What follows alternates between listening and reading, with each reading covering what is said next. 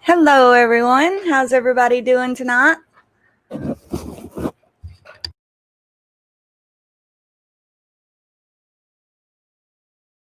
Can everybody hear me?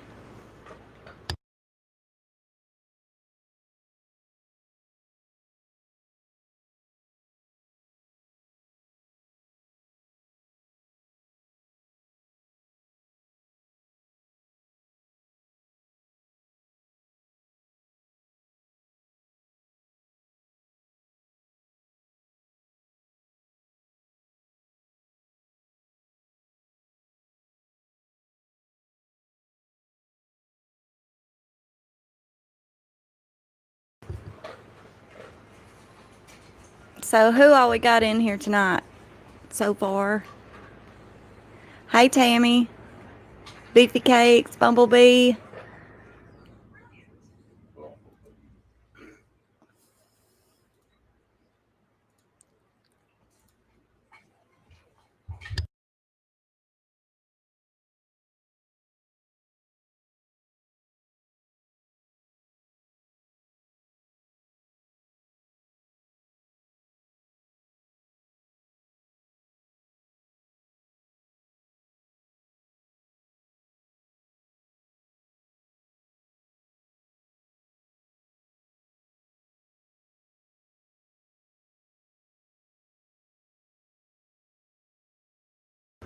Hey, just let me get some things set up here real quick. I got to get some moderators set up in here.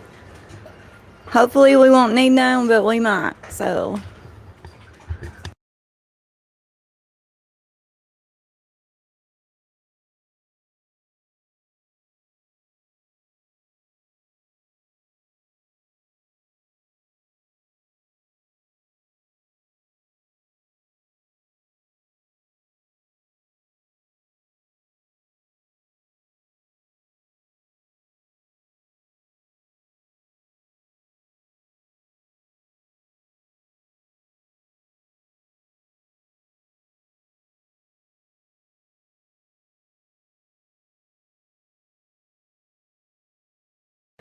okay, tonight we're going to be talking about something just a little bit different. We're going to also be going over the Branden Dassey and the Stephen Avery case.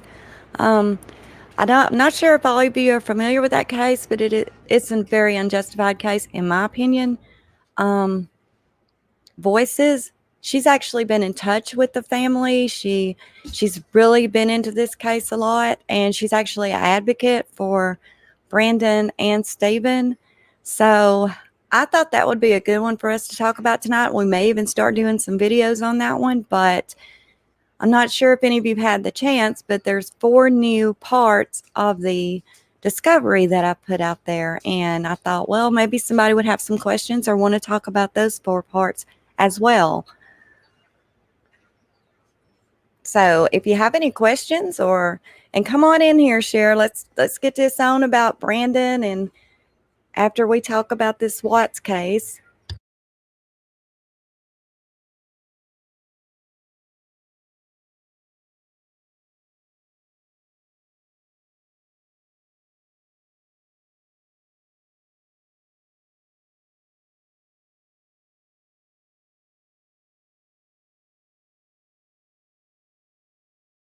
Hello, Mr. Share, Tammy, Jan.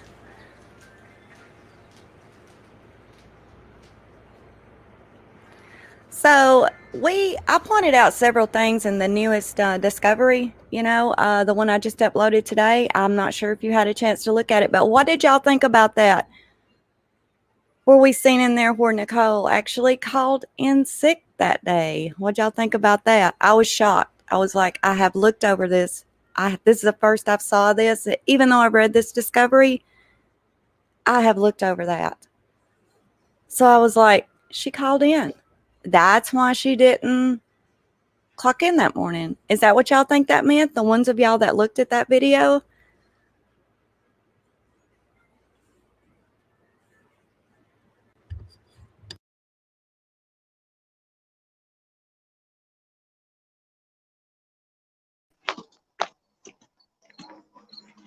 Come on in here, share. I can't hear nothing. It sounds like I'm just talking to nothing. You got to be up here and talk with me.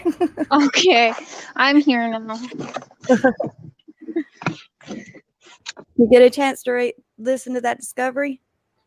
I listened to part of it, and then because I was re-listening to Branden Dassey's interrogation, but I did listen to about half of your part 10. Yeah, I did. Yeah. What about that where it shows she called in sick that day? Okay, so that is like gold, I feel like, because everyone kept changing times. Oh, she was here at this time. Somebody saw her in the break room or whatever, but nobody could really define like or nail down a time when they saw her or when she left. So I kind of figured she wasn't there. Right. How did we miss that after reading that discovery? How many times? How did we miss that? I tell you how, because we wasn't really looking at the notes. Right. You know, And we they just were hard to read notes too. they really are. And we just kind of went by those really fast. But I was like, wait a minute. This is the 13th. And it says Nicole Kessinger called in sick. Plain as day, you know. Every time I try getting away from this case, we find something like that. Yeah. Yeah, I was like, dang, that's big. That's that's huge. It really is, especially with her pinging where she did that morning. Yeah. That's crazy. It's just like so in your face. I feel insulted that people are trying to say she wasn't involved in any way almost. Well, you know what? Just to be honest, I tried really hard to convince myself that. I really did. I tried to convince myself she was just a mistress and, just got caught up in something. And I never, I always thought she should have just backed out of it. But at the same time, I tried like hell to keep from putting her in it. But every time I did that, everything I looked at, she put herself right back in it. Yeah. I couldn't rule her out because it's just, there's too much there that keeps her in it. Yeah. Oh, what was the other thing? Oh, did you get to look at Shan's watch yet? Did you see those? I have not. I have not got to look at that. I did pull it up and I have it set over to the side, but I haven't got to look into it yet. Okay. So should I even say anything? Because True Tam is actually the one who found it. And you said that was like at 10:30? Well, there's steps on Shan's watch from August 13th.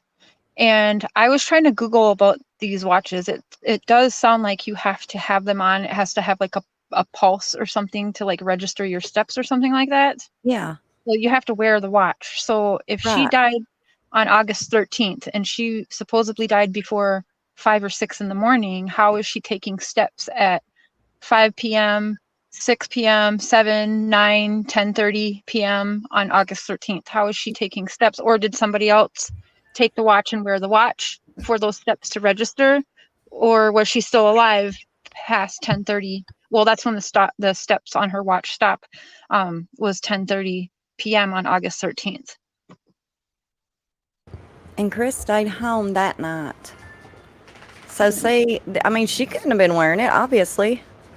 But then there again, remember that other part of the discovery that I pulled up about some pregnant lady afraid that they was going to kill her? Yes. But who is Andrew?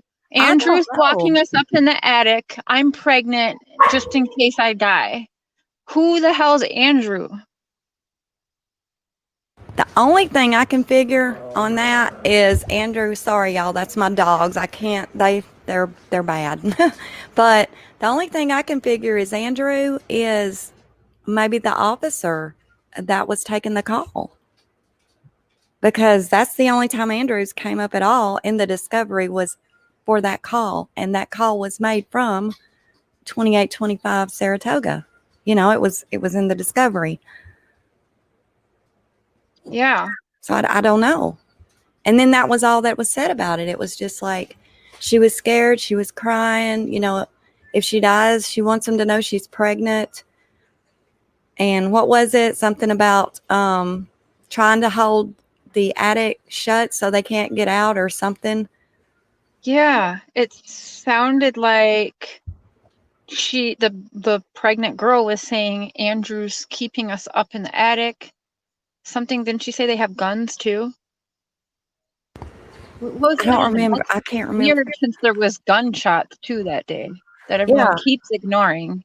Yeah, they said that it was so loud and prominent and worried them so bad they took a picture of the clock so they would know what time it was. Okay, it says Megan says a coworker down at Darko said that Kessinger was at work that day, but they didn't know what time she clocked in. I would have no way of verifying their claim, though. Right, yeah. An officer saying that she called in sick that day. Yeah, I mean, that's true, Megan. We hear that too. And then in the discovery, we just seen where it says that she called in sick that day. Hi, Carrie Ann. So who knows? Who knows? But if anybody don't have any questions or want to, have anything to say about those last discoveries, we'll just get straight into the Dassey if you want to share. Yeah, let's go. Let's stay away from the Watts tonight. Yeah. So I did send a message to Dassey's mom. I'm in contact with a few people, and they are gonna, I think actually True Tim even knows like the Stephen's cousin or something like that. So I'll keep trying to get them involved. I told them I'd love to advocate for them. I'm only like 7 hours away from the prison, so. Well, see, I was in the Stephen Avery. I was in that case really hard, like hardcore, deep hard, and I was into it. I was in all these groups and everything, and then I watched the second part of the documentary on Netflix, and then that just, I don't know, it just verified for me that they're innocent, right? I mean, I think that totally. And Megan J says, "Can you update us on this case first, please? Are you talking about update on the Stephen Avery and Dassey or the Watts case?" Which one are you talking about, Megan? Thank you, Carrie. I'm sure gonna try.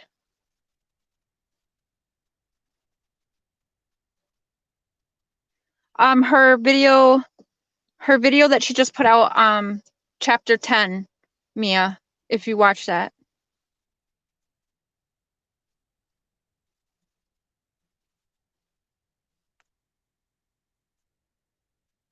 Trying to figure out what case, weirdo.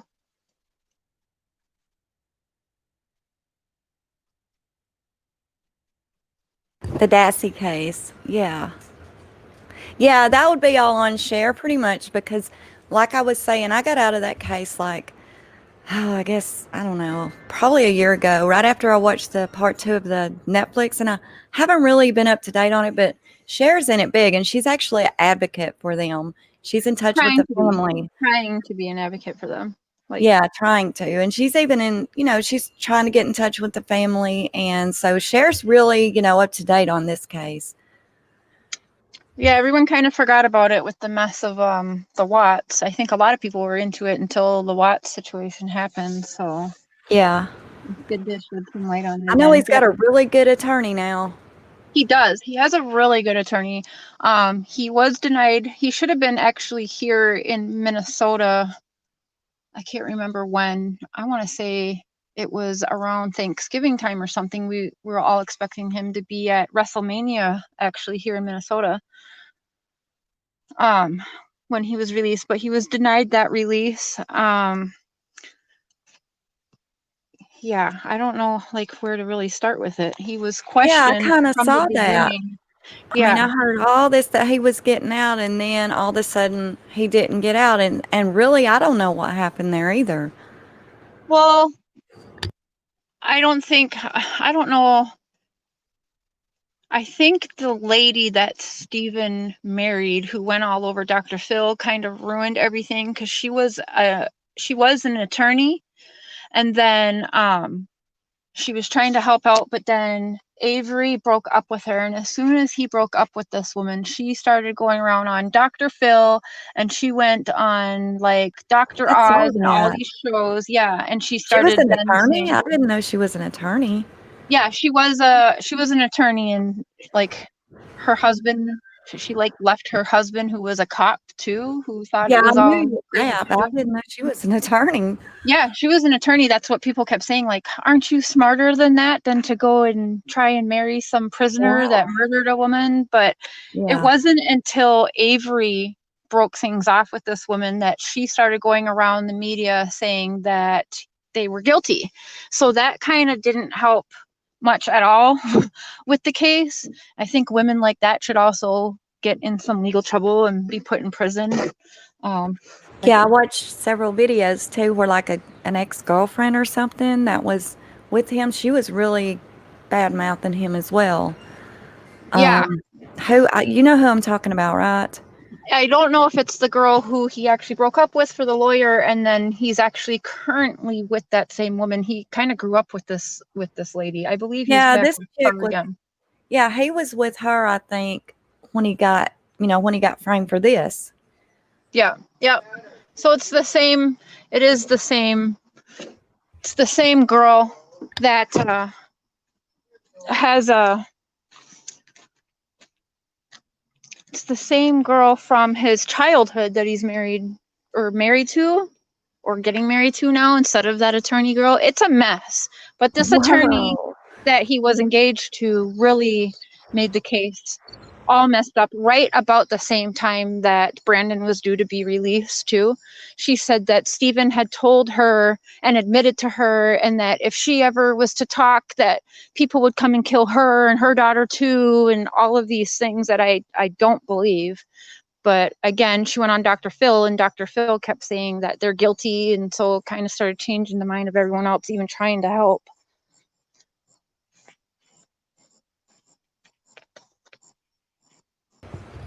Branden, that is such a sad situation with him. I mean, Yeah. it breaks my heart with him, And they really. left them in that room, and I haven't seen somebody in an interrogation room look so calm. He had no idea why he was there, and they Oh, left him in no. there sit. Like, that's a tactic they use, is leaving him in there to sit for a while and stew. And then they kept asking him, do you want water or soda? And he's, no, thank you. But they kept asking him until finally he's like, okay, fine, I'll take a water. And that's exactly how the whole interrogation goes. If he Yeah, doesn't and they answer didn't have, something, they make him change his answer. yeah, and they wouldn't even let his mother go in there with him. No, which I think that whole interview then should have been like erased from the records completely, because he was not only a minor, but he had learning disabilities, or has learning disabilities as well. That boy should never have been questioned without his mother and an attorney present, or at least his Exactly. mother present. I completely agree. I mean, well, there you go back to the Watts case. Nicole's dad was welcome in there, and so was Chris's dad, for that fact. I mean, their Yeah. dad's parents were in there, but yeah, Brandon's couldn't be in there. That's messed up. Brandon's a minor. Right. Well, they wanted to make sure that Avery was never going to receive $117 million, or 17 millions of dollars anyways, which he ended up settling for $430,000, which all went to his attorneys on the case. So he really got nothing out of that. That's when the whole case happened. He had won that suit. He was supposed to be getting millions and millions of dollars, and then oops, there's a girl that's murdered on his property, and the van was right there on the property too. Like he's going to be that dumb. At one point, and if I'm thinking correctly, it's been a while since I've been in this case, but wasn't Stephen almost saying it was his brother-in-law or something like that could have done that? Yeah, that's what I was He was saying it could have been his brother, because I guess his brother also has some kind of issues or background, criminal background. So yeah, Wasn't they it? were trying to pin it on Stephen's brother. Oh, it was his brother? Okay, see, I thought it was Brendan's stepdad or something. I think it was Stephen Avery's brother, Charles, I think Oh, is his name. I'm not 100% on the brother's name right now, but I do think it's like Charlie or Charles. But I believe that's because he's the one who took the phone call. I can't remember what the lady's name is, Rachel or something. I don't know. But the girl who came to take the photos at Avery's junkyard. I think it was the brother who actually took that phone call and scheduled her to come out. It wasn't Stephen. Carrie says, when Branden was talking about his first attorney, Lynn, his mom asked him how he liked him. He said he did, and that they had the same favorite animal, cat. See, that kind of tells you Branden's mentality level, right? He liked him as a person, but he, you know what I'm saying? It's just like his mentality is so childlike, you know. Why is Mr. Scher not up here on panel? He likes this case. Tell him to come on in. Come on in, Mr. Scher. But yeah, and you can see that they just kept up with the questions. You know, they had the one guy in there, the whole good cop, bad cop vibe going on, just questioning this poor kid. The one guy talking in all monotone, making him feel real calm, and he didn't know why he was there. Just rewatching again tonight, Branden was just sitting there, and you could see he was like looking up at the clock. He was probably like, well, he even asked him, what did he say? Like, can I go back to school or something like that? He just wanted to go back to school. Yeah, he was just wanting to go home and watch wrestling that night. Yeah, so I think that's why he kept watching the clock. But I've never seen anybody in an interrogation room, innocent or not, act that like relaxed and calm, which tells me he had nothing to worry about. But then they kept feeding him things. So was the big garage door open? Yes. And what was he doing? Well, they were standing on the porch and talking. Oh, they were on the porch. You're sure they were on the porch? Well, that's what he said. You know, like, how many times are you going to ask him the same question so that he'll change it to what you want to hear? Oh yeah, they just took parts of his little interview and they just used what they wanted with it. Like he said, like it was even said there was supposed to have been blood all over the bed, like he shot her. Well, there was no blood anywhere. Right. And then they fed that to him too. He said, what was dripping on the floor? And Branden goes, blood, a little bit of blood. And they said, well, blood from what? And he said he cut his finger because he was working on his car. And Branden kept saying that. My uncle told me to come over. He said if I would help him fix up this car, that he would help me get a car for myself. But I had to help him fix up this car as a like payment for the car or whatever it was. It was something about the car. And he said it so many times, but the investigators just weren't taking his answer. And he said it right at the top of his head too. He didn't have to sit there and think. He just said, yeah, my uncle called me over there to work on his car. Oh, okay. So was it the Jeep in the garage? Was it that girl's Jeep? No. And then until he said it was the Jeep in there. Oh, okay. So the Jeep was in the garage. Like, are you kidding me? Yeah, Tammy, Chris, y'all should get, you know, if you don't know this case, it's a very interesting one and it's highly unjustified. Hello, Mr. Scher. Howdy, howdy. Nice picture. If anyone else wants to come on and talk, just come on in, you know, just let me know down here and we'll put you on in here. If anybody else knows about the Avery case. What do you got to say, babe? I can't believe either of them are in jail. Like, I just can't believe it. There was so much stuff planted and the interrogations were just BS. The whole thing is just a farce. Mm-hmm. And Branden, that poor kid. I mean, God. I know. He couldn't say anything about how she died or nothing. They led him all the way down. They basically said, did this happen? And they kept doing that until he said yes. Mm-hmm. He couldn't even say how she died. No, he said he saw toes in the fireplace. I mean, he was just saying whatever he could because he wanted to leave. Right. And he thought if he told them just what they was wanting to hear, they would let him go.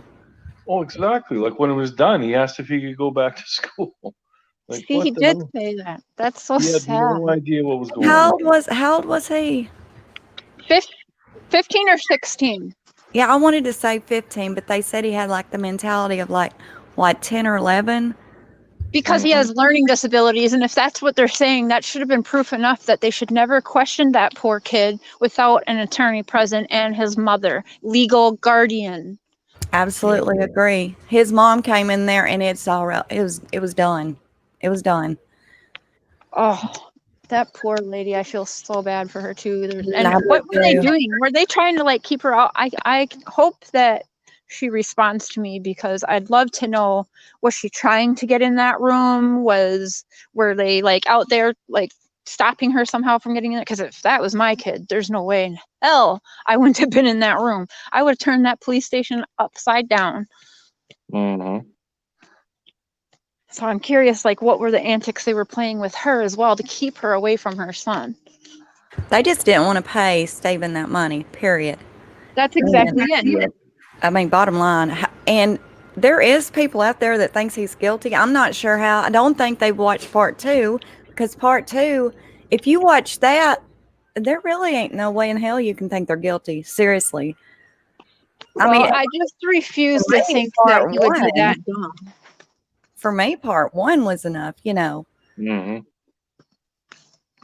Well, like all the evidence that they quote unquote found, like it was all planted. Oh, Right. yeah. It was Like so that car key obviously took planted, 7 it was searches. actually hilarious. But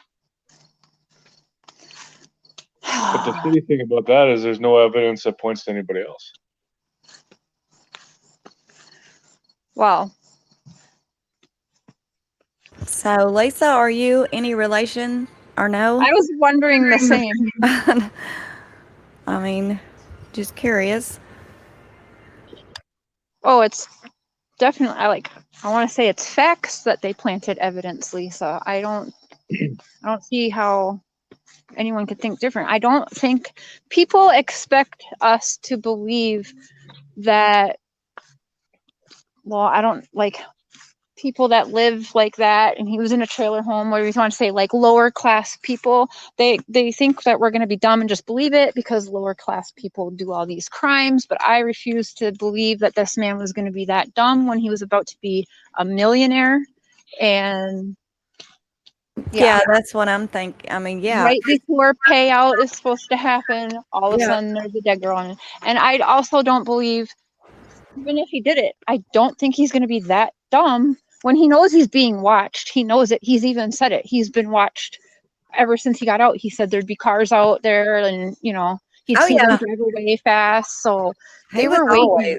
Yeah, he was always watching his back. He knew. He knew they were after. He knew they were out to get him, and they didn't want to do that. Could have been really anything. Could have been the damn whoever they sued for $100 and something million, or how millions of dollars, anyways. Whatever the number is, that's enough to even get anybody really to go kill somebody and make it look like Avery did it. Yeah. I mean, he made him look bad to begin with when they owed him all that money. How long was he in there the first time? Oh, I don't remember. Like, it was a long time. It was quite a while, yeah. I want to say like in maybe 20 years, maybe 18. It would have had to been, it would have had to been a long time, because I think and that's how he got that much millions. But yeah, and then he was proved innocent through DNA, and he won that big, how much was it? Millions and millions of dollars. And before he could get it, boom, he's killed another lady. No. Everything there was planted. I don't know. I've heard. And all he did was throw a piece of cardboard over top of her Jeep to hide it. I don't think so. Yeah, I mean, it's insulting to think that we'd be that dumb to believe this. No, there was a little bit where they were talking to the one officer. I can't remember his name, but he called in her plate number before, and the vehicle wasn't even on the property yet. What the fuck? He had access to car crushers. He had access to car crushers. He would have crushed that Jeep other than just throw some cardboard over it. Right. I mean, he could have literally disposed of that Jeep if he done it. You right? Oh, and he would have. I mean, if he took the time to dispose of the body the way they said that he did, that he would have done the same with the vehicle. Right. It doesn't make any sense. Especially since his property is a junkyard. I feel like he could have done a lot better of a job than that. Yeah. Stupid. Oh yeah, he could have crushed that Jeep up. I mean, if he wanted to, he could have got rid of every evidence there was. Now, as far as him thinking that on his brother, I don't know. I think it was really just a setup from the get-go with the cops, you know. I don't know how the truck got there on their property, but that attorney showed where you could take this alternate route into their property, you know, and it could have been brought in that way, and they would have never known that it was even brought in there. Right, because he's got a bunch of acres, you know, on, yeah. Yeah, and the ones out looking for it, I mean, you're talking about a huge junkyard, right? And she goes right to it. I mean, yep, that's what I was going to say, too. Like, they knew right where to go to find this Jeep. Yeah, I mean, she walks right to it when you got acres and acres of vehicles. Yeah, like there was so much going on. Like I literally was watching when I was watching the Netflix thing. I didn't think this was a true story. I thought this was some kind of weird drama, like a mockumentary proving how corrupt cops were. Yeah, I didn't watch it for the longest either because I didn't think it was real either. But I was like, well, you know, I kept seeing it everywhere on Facebook, everywhere. It's just like everything you looked at, it was making a murder. And I was like, hell, I'm going to sit down and watch this. And yeah, I was pretty hooked to it. I was even going to write him all kinds of stuff, but I didn't. But I was going to because he's innocent. I mean, that's the way I see it. Does anybody in here think he's guilty? I really don't. I don't think nobody does. If they're putting him away, and they kept telling Branden, your uncle's talking, and he is going to try and say and roll this over on you. So if you tell the truth first, then we can go back and tell Stephen, Branden already told us this and this, so we know you're lying. So if they're putting the whole thing on what Branden said, I mean, that's just BS. Oh, yeah. It was all on exactly what Branden said. And then Branden come back and redacted everything he said anyway. Well, yeah, you can see in the interrogation room, he said, like, I just told them what they wanted to hear so I could go home. Yeah, he told his mother that just after they said it. His mom's like, why did you say that? Well, I want to go home. Yeah. Ugh. When they kept changing it, too. Like, at first he said they shot her in the bed, and she was restrained on the bed, and then there was absolutely no marks on the bed, no blood anywhere. So then that didn't happen. And then they changed it to she was shot in the head in the garage. Yeah, because he even said something about he stabbed her. Yeah, and they find the bullet on the garage floor after searching it, 10 times. They magically just find it just sitting there. Like, come on. It's so And same with the car key. They didn't find that for like 7 searches. Oh, the car key. Yeah, the car key. When they asked the scientist if there was DNA on it, she said yes. They asked whose, she said his. It was her key. Her DNA would be on it too. Right. How did no one pick up on that? None of her DNA was on that key. No fingerprints from her or nothing. It was all just his. Well, he scrubbed the key clean, and then he was the last one to touch it. That's exactly what he did. Yeah, he cleaned it off and then bled on it. And, and then hid it behind his desk. Yeah. Yeah, his nightstand. Like, that's how he's going to get rid of something tying him to a homicide, is just throw it behind his nightstand. They'll never find it. Yeah. I think the jurors must have been from Weld County, Colorado or something. I don't see how a jury could found him guilty. I just don't. I mean, because his attorneys then done a hell of a good job proving his innocence then. Well, you know how they get the juror members. They have to go through. Both sides have to approve of people. They dig into the jurors' past, and they'll be like, oh, like say, like with Rodney Reed that I helped his family out. He's a black man. So if they're going to get like an old man that they know is racist, or, you know, they'll be like, get him off of the juror list. You know, he's not going to be helpful. So there's ways where they pick their jurors. And there is also cases that I can pull up where jurors have been threatened, much like what happens on YouTube, but put that on like times 100, where you got jurors that are being harassed and threatened outside their home to make the right call. Mm-hmm. If you don't think people would do that over millions and millions of dollars, of course that happened. They didn't ever give a fair shot with how much money is involved here.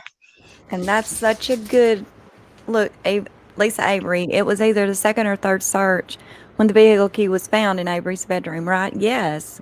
They had already been in there and searched it, couldn't find anything, and then that one walks in there and boom, there it is. Just right in the middle. Wasn't it like underneath a shoe or something stupid? It was like over. That? Yeah, it was like beside like a house slipper or something, just laying there and just out open. Just like the bullet in the garage. It was like sitting underneath this little shop table. But you could see it clear as day. Right. But they couldn't find it the first time. They totally searched the house. That planted. That's the only thing I can say. And it was found after they weren't even supposed to be back there. That's true. Just a whole bunch of crap. You know what sealed it for me, though? The girl's name is Teresa, by the way. I just looked it up quick. Teresa. What were you saying, babe? Sorry. Oh, I can't remember why they had a test tube full of Avery's blood. Yeah. But then when they looked at it, the case had been opened. Yeah, and there had been a syringe stuck into the test tube. Yeah. Where some blood had been taken out, they assumed. Yeah. And but that too, that was like, oh, well, that doesn't matter. And they tried to throw it off as something else, but that was hardcore evidence. Right. And with how brutal they're saying he killed her, as if one little droplet would only be on the steering wheel. One little drop of blood. Yeah, just one little, and it almost looks like it was just rubbed there in a certain, fashion. Yeah. So what are you going to do, Cher? What are you going to do? Are you going to get with his family, or have you gotten with his family already? Yeah, that's what I'm working on right now. And then we'll go from there. But, I mean, I've always thought they were innocent. So hopefully they will want to, us to kind of help. Because I can tell them, too, there's a bunch of platforms on here if they want to come on. I know you said you'd have them on panel. So yeah. I'll let them know that we're trying to get the story out there again and fresh in people's minds. Maybe we can, because this is a case, you guys, that we can actually make a difference on. It's not too late to make a difference on this case instead of like one that's already closed or whatever. Yeah.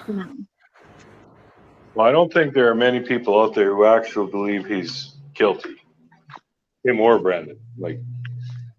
But the problem is, if it wasn't them, then who was it? Well, exactly. There's somebody out there that did that. Somebody paid by the establishment. Unless a bunch of cops went and did it themselves. So either they paid off Avery's brother, or they paid some druggie on the street with some drugs and a little bit of cash to kill this girl and frame Avery. I'm sorry, but it happens. I know it sounds crazy and like a movie, but it happens. There's $117 million on the line. They give somebody $1,000 and some drugs, and there's a dead girl, and they don't have to pay that money. Yeah, I need to try to probably live stream this on the Facebook group. I think many people may have not saw this. I can't remember the name of it in Wisconsin, Mia. I'll look it up after. He's in Wupon. If those cops were devious enough to put away a child with mental issues, they are definitely capable of killing a woman. Right. Or at least setting up a framing job. Yeah. Yeah. I think there was that one cop that just the way he was acting when he was questioned, he was just all smug and shit. I think it was all him. Oh, I couldn't stand him. Oh, God, I couldn't stand him. I know who you're talking about, but I can't think of his name. I can't either, but he had the little spiky hair and the glasses. I just want to punch him. Yeah. The one that kept touching him, that calm down, Branden. Calm down. I'm your friend. Just tell me what happened. What did you think about Brendan's first attorney, my cousin, Vinny Guy? What did you think about him? I can't remember much about him. Like I said, we've been wrapped up in this Watts case. I just started refreshing on Avery tonight, so I'd have to do me too. I was like, studying. That would be a good one to get out there. Branden, Avery, Gypsy Rose. That's another one I'm big into. And Watts. I just want to get this discovery over with.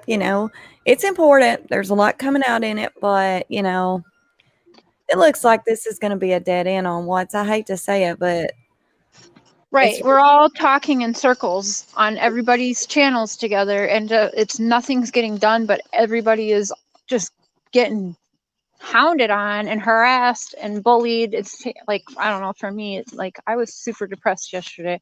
I just can't believe it, all over trying to, like, if there's baby killers out there, I'd want to know, and I don't understand how that can be considered harassing a victim's family in any way.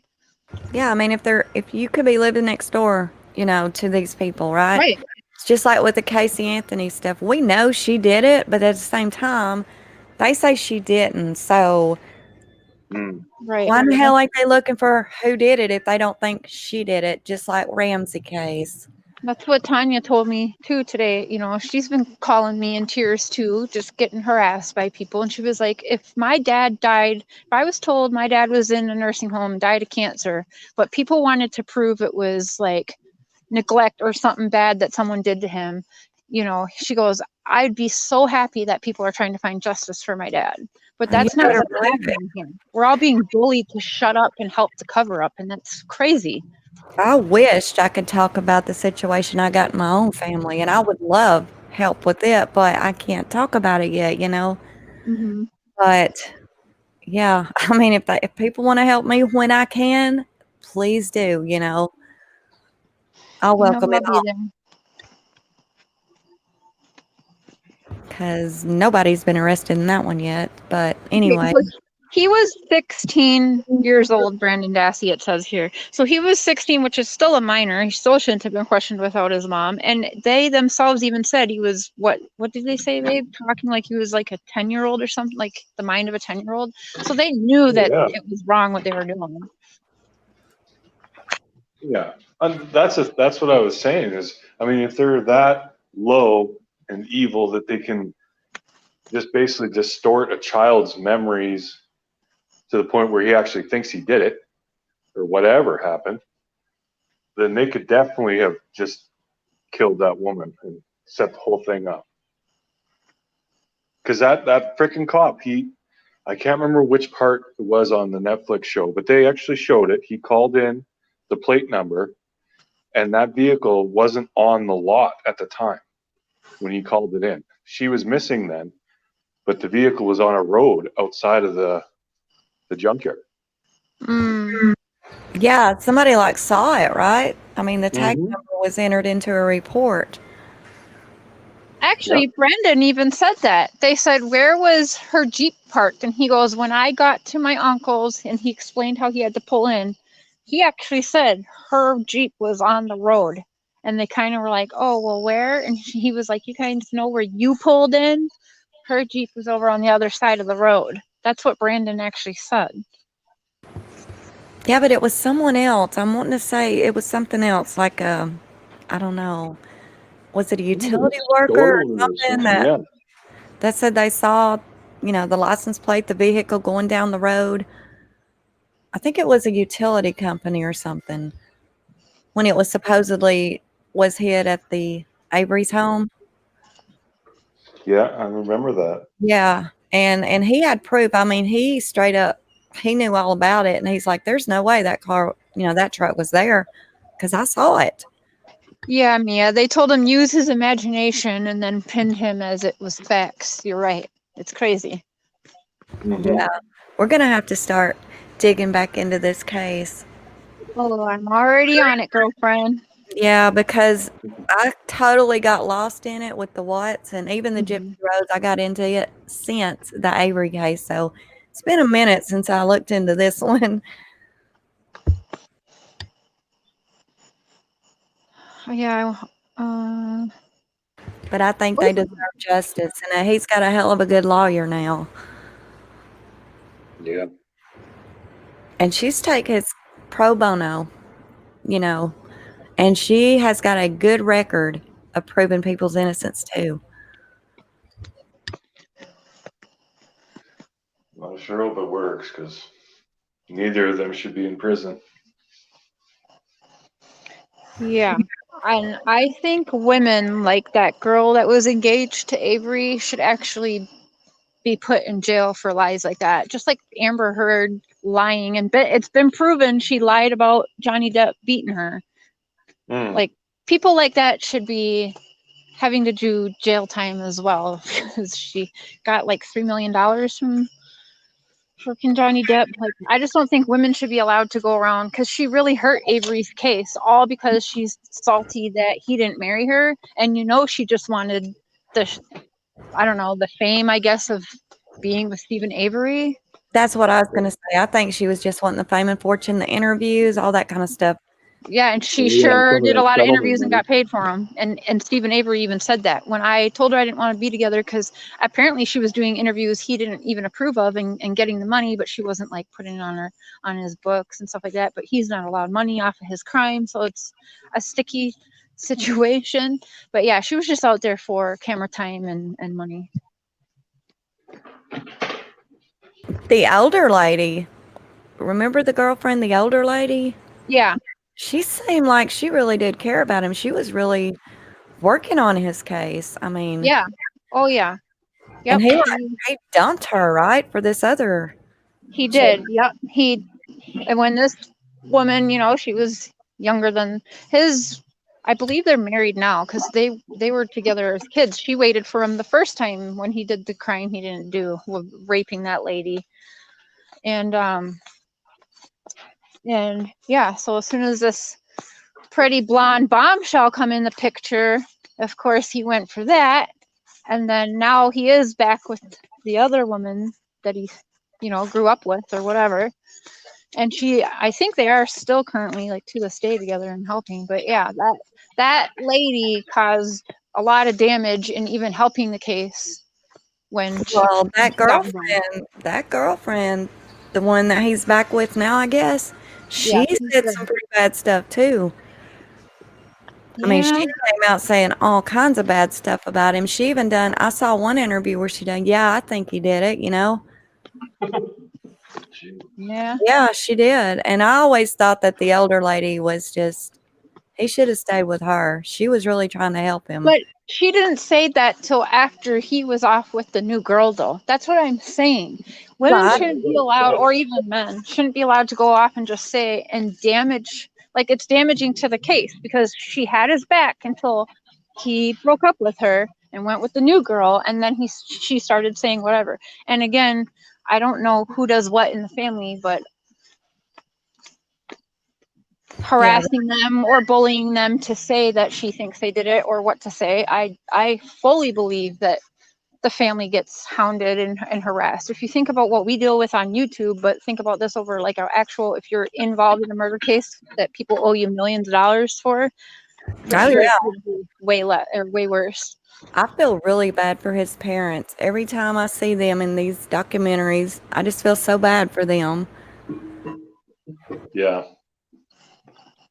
They seem like really good people. Just down to earth, country people. Definitely didn't deserve all this crap, that's for sure. Oh. No, I think I might try to reach out to him as well.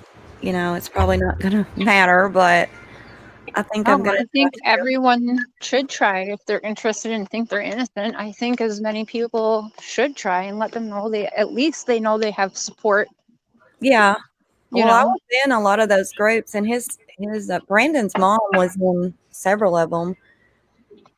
And she thanks everybody for trying to help. So she's definitely not against people out here trying to get them justice. Oh, I am on one actually on Facebook. I'll give you the link after if you want to put it on here. I'll put it in the comments or whatever. I am in one of Branden Dassey's support groups. Yeah, I think her name's Barbara, and she was in several of them.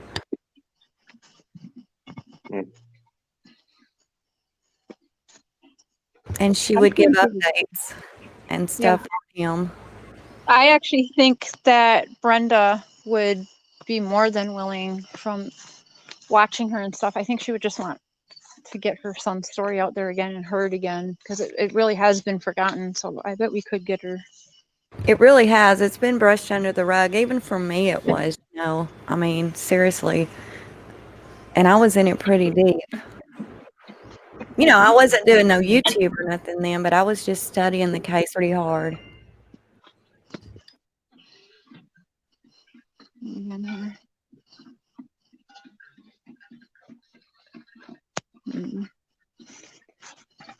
Now, Avery's brother, I don't even know if he's alive now. I'm looking quick. You mean the one he thought the one who had all the weird shit on his computer? Yeah, child porn or something too, or something like that. Yes, I remember that. Yeah, there was some really nasty stuff on there. So I mean, they could have even. Well, I don't want to say that out loud, but like I said, it wouldn't take very much to pay somebody else off to frame Avery. Maybe they paid off the brother. Maybe it was some druggie off the street. I don't know. But that's my theory, and I think it's kind of on point for this case.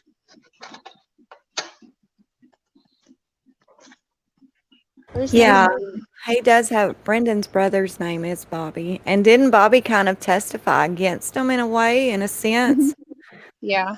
Yeah, I thought so.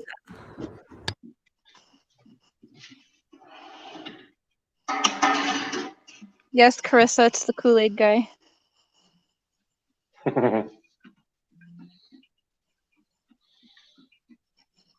Yeah, I need to watch that again. I really do. I need to start digging into that again and see what's going on. I know a lot of stuff's happened since the documentaries, I'm sure. Yeah. I mean, because Zellner, she was on it hardcore. I don't know why his appeal, why he wouldn't have been released that day. Yeah, see, we all got to dig back into this again, because I didn't have much time when you told me we were going to talk about it tonight, darn it. I know. It was just a spur of the moment thought. I was like, well, let's just talk about that. Maybe we can bring that back up.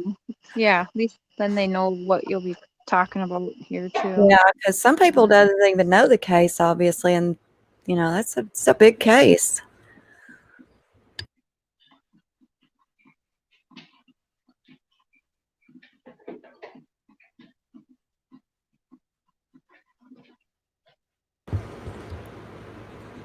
And it's really one of the more unjustified cases I can think of right now. It is. It's Charles Avery. He's got Charles Avery and Earl Avery. So are his parents still alive? Do you know? No, his dad was looking pretty rough. Yeah, that's what I was thinking in that last documentary. And that's been, what, a couple of years, maybe? A year at least. Yeah.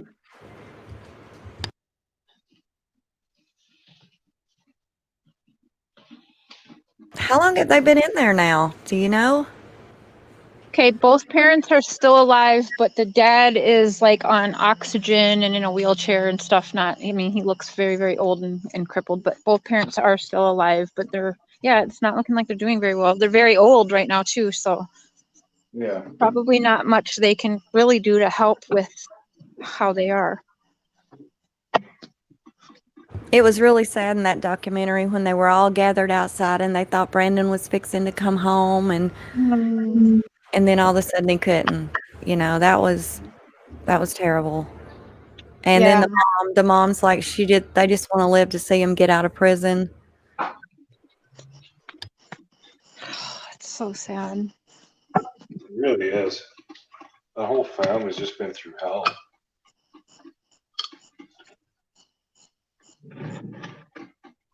Yeah, at the cost of money, and that's what it boils down to, in my opinion. That it's just all about the money, because they didn't want to give him that money.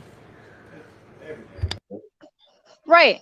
That's exactly right. I mean, the timing of it all happening is just not a coincidence. Well, he used to go on the road and drive and speed up and tail people or whatever. you're talking about when the guy was 16, 17 years old. Okay, they did stupid things. Who hasn't as a teenager? Oh, God. Yeah. I think that's actually been talked about, Gail, and I just don't know that it would do any good. Rourke is hanging on to those remaining, discovery documents, and he's not coming off with them for whatever reasons. No, Gail, there's no way. For me, I know there's corruption in the Watts case, but for a petition to start and have investigators and people in the establishment to want to start turning on each other to have the case reopened, that's never going to happen. You're never going to have the establishment turn on each other like that and say, yeah, we were wrong here. We let a murderer go. Like, no, it's too deep now. That's never going to happen. I don't ever see it happening either. I see that they should open it back up, in my opinion, because I believe other people were involved. And a lot of people hate on me for thinking that.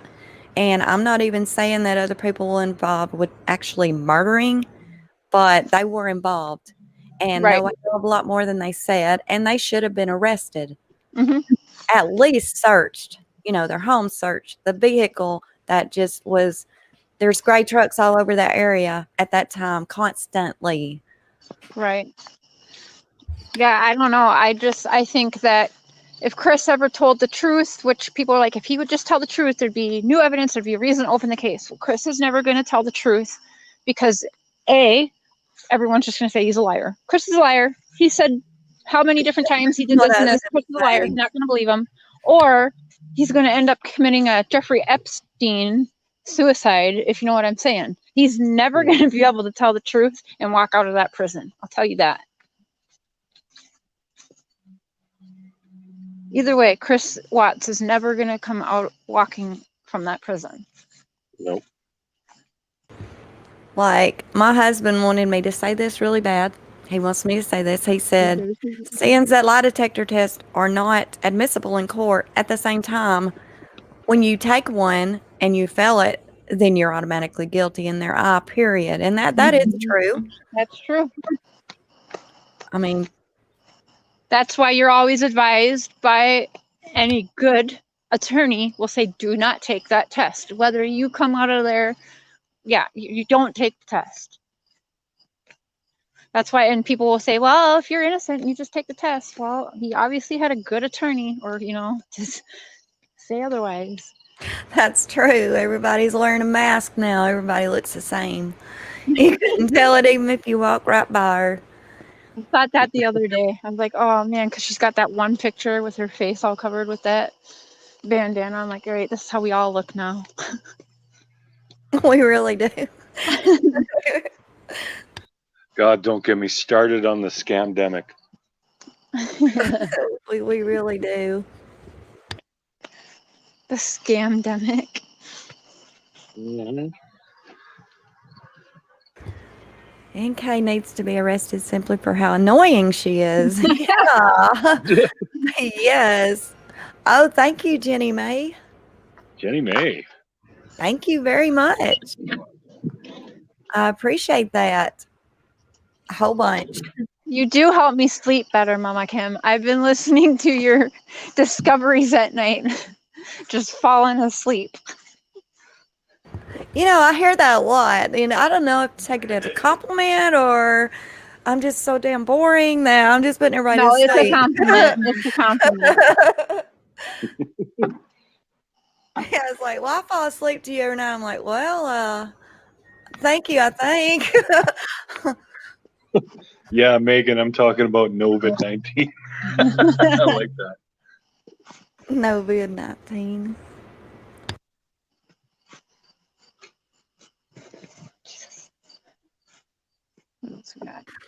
Oh, yeah, the other thing I still haven't gotten out there yet that I think Cher told everybody about, and I'm going to get it out there, and you may have already saw it and just didn't pay any attention to it, but there was one of the neighbors, when they were doing the neighborhood canvas, they said there was a small gray truck with a camper shell, but it had a man driving it, and the man was just going back and forth, and he stopped at the stop sign, poured his beer out, and he just kept cruising really slow back and forth.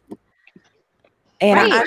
Yeah, I showed Cher that, so she saw it, but yeah, that's there, and that's another neighborhood tip that wasn't really looked into. I didn't tell them what you showed me. I just said you had some good stuff. Watch for your videos. It's crazy that we haven't already saw this stuff in that discovery. It's been there all this time. It's just that we overlooked it and was looking at the obvious instead of the not so obvious, which is always a mistake, but that's what we And were that's doing. exactly why they end up bringing in cases. That's why they end up bringing in new investigators and stuff with new sets of eyes to exactly do that and comb through it and pick out the things that we've all missed. Yeah, when I read that where Nicole had called in sick that day, I was like, oh, what? I was like screenshotting it, and that was a shocker to me, really. To me, that changed a lot of stuff. Yeah, I mean, she called in sick that day. Her phone pings. I had to text Tanya. By the way, she just said she'll be on in a couple minutes here. I texted her and said, so if she called in sick, what would you say? Like, she called in sick on the 13th.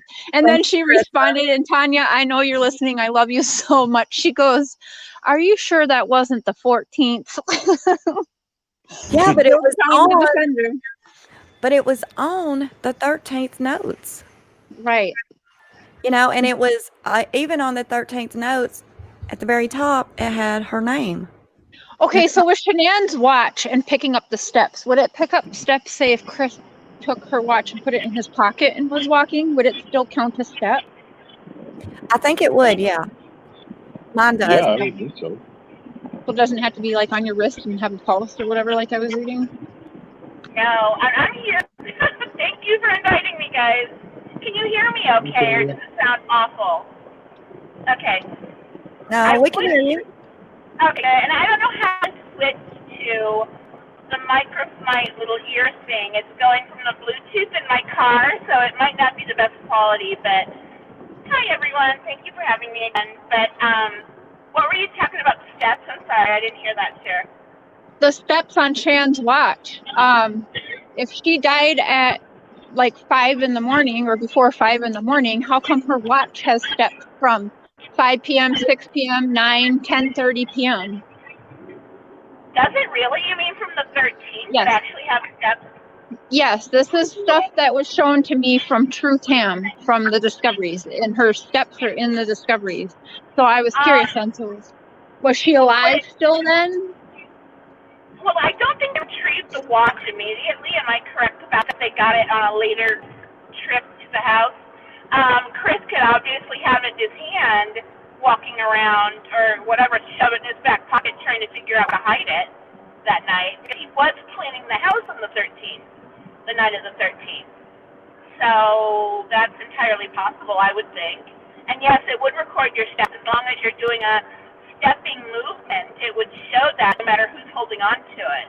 Well, they also said that there was cleaning stuff. Even today, I just heard it again. There was cleaning, like, I don't know if they found bleach or what, but they didn't find any blood, but they found cleaning products that the house was all bleached up or whatever, pine salt up. So if Chris is at the site and he's also nonstop texting and he's getting rid of 3 bodies, somebody was at that house cleaning then. He didn't do all that by himself. I mean, there's no way. And then steady on the phone, like almost every couple minutes, texting Nicole. Like, how are you steadily texting your girlfriend, getting rid of bodies, and cleaning your house, and remembering all the steps to help cover it up too? I don't think so. I do. Gosh, I don't know. Mr. Cher is here, right? Yeah, and you're not gonna like his opinion now. Oh, sure. Oh no, he been studying it.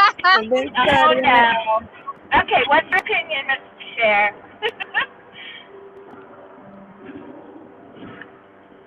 Uh-oh, where'd he go? I don't know. His mic's off. Oh. Oh, okay, he might have run around doing something. But no, I think that everything Where did you find that information, Shara, that you had shared with me? I don't know if you talked about it yet. That's why I'm asking. Which one? The one that you texted to me today.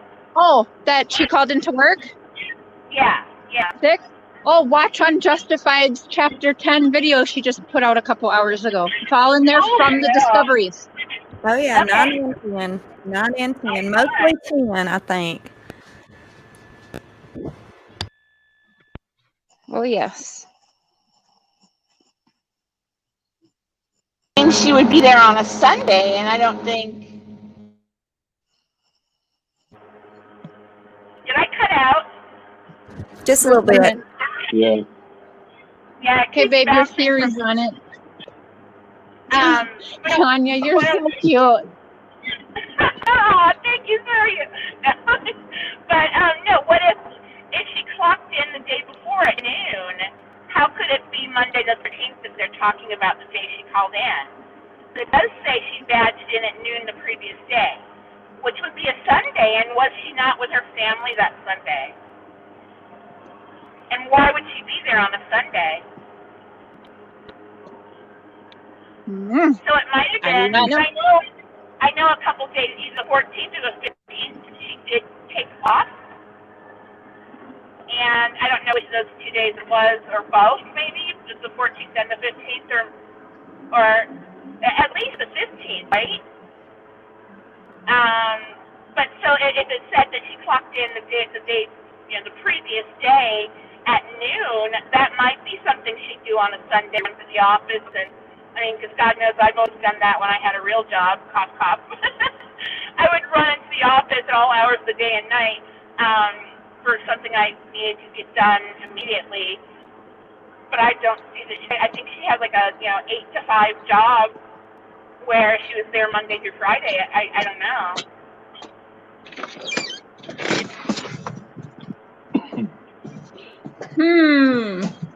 Yeah, because look Tanya. No, share. Lordy. Oh, man. I love you guys. I love you too. Love y'all. It's just okay, Mr. Cher, tell your theory now on the watch case. My theory, okay. Yes, you've been studying. It was that bitch Carol Baskin down in Tampa, Florida. I hate you. No, I think Chris did the killing, but I think he had help. Really? Very nice. That's what I've been saying. I know, but why do you guys? I mean, I don't know, but it's so clear to me. It's like it's clear as day that there was no one else there. And who told me that? Was that? Oh my gosh! And I don't like to not credit YouTubers or whoever, but somebody told me. What did they tell me? Oh my gosh, I don't even know now. Oh my God, can you believe I lose my train of thought? I'm trying to drive and not kill myself here on the freeway. Anyway, squirrel, that'll pass. I'll come back to it. Well, God. It was profound too. I don't know what it was. I'll tell you, if NK comes out and talks and she don't go to the one very loyal Tanya Hagen there to tell her story, I'm punching her in her throat. Thank you. She probably doesn't want to come to me to do that. She don't want to come to me anymore either. Oh, how funny. No, I'd love to write her story. And again, I think she's innocent. I don't know that I'd get along with her very well, but I'm sure we'd be fine writing a book. But I offer it to everybody to do their books because I want to get some resolution for the world about this case, especially right now. So yeah, I don't know what's going on with her, but I certainly won't call her again. I feel so bad about that still. I don't know. Babe, do you think NK is innocent? I do think she's innocent. I think she's only guilty. No, they're asking Mr. Sheriff if he thinks she's innocent. Oh, okay. I can't read the screen, so I'm driving. I don't think she took place in the murders, but I think she helped him afterwards. Wow. That's what I think Yeah. too. But I don't think Chris killed the kid. I can't see that. I definitely think she knows more than she said. Yeah. I mean, there's no way anybody can deny that. Even Tanya, you couldn't even deny that. No, I don't know if she does know more though, because I mean, what a risk it would be though for them to go in there with her saying, "I know nothing, and I wanted to tell you everything I know," without him knowing what she's going to do, her agenda, and they both tell the same story. And yeah, I know they could have said it beforehand, but I don't, even on the 111-minute phone call, but I don't think so. I'm sorry, guys. Tanya Hagen for president. Yes. Yeah, let's put her up in the president. Are you kin to her, huh? No, I'm just kidding. I'm kidding. But and I know I heard one thing today about Dr. B and me and her sister and a couple other women are, we're not Romanian, but they call us Roma, something like that, which is, all the Eastern Bloc countries or whatever, and therefore we must be involved in sex trafficking from those countries. But I was actually born here. My dad's from Serbia, but whatever. I think that's funny. That's what they're telling me. How can you support Alan now when he goes to like Peru or whatever with these girls? Well, for one, it's legal where he's going, so I can't like get him in trouble in America for it. So what do you want me to do? Damn it! No, I know, and I mean, men do stupid things when they get together. They definitely do. So sorry, Mr. Chair, you guys do. It's true. This is true. We see it every Monday night on his channel. Oh, that's fun.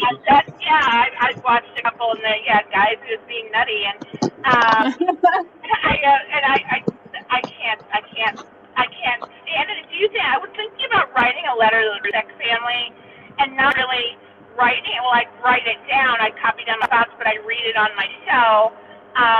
Because of course, I want nothing but happiness and healing for both parts of the family.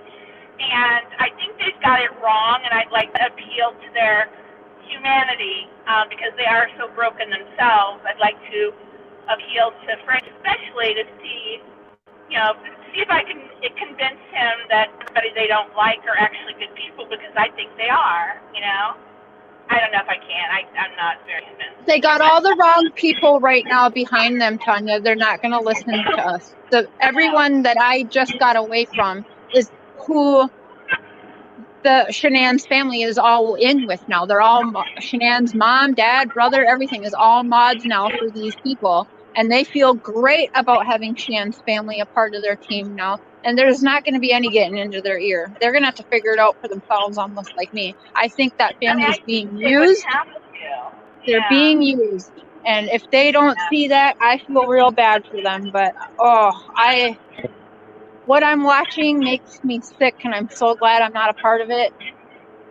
Yeah, I know. And why cause more trauma and sadness and hurt?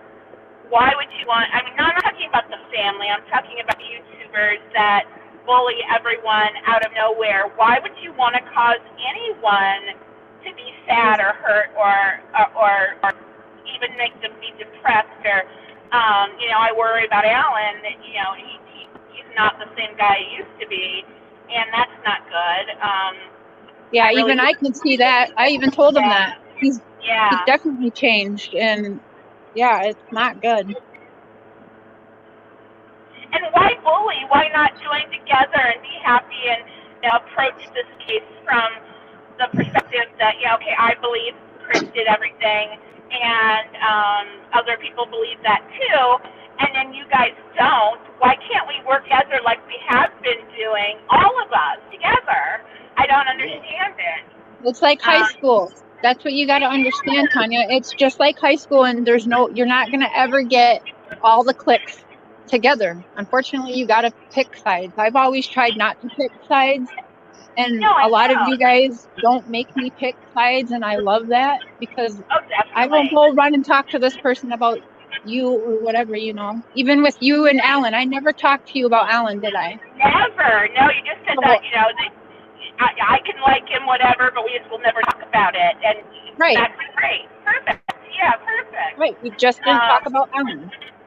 Exactly. I think today we were talking about another YouTuber, you and I said, well, I really think they're okay, and even we were talking about that on the phone, and you don't like those points, but I think that's okay too. You know, as long as, even though we don't even like the same people, a lot of the same people we do, but we don't have all these people that we care for, and it doesn't equal other. We're friends, and nothing's going to change that we're friends, no matter what.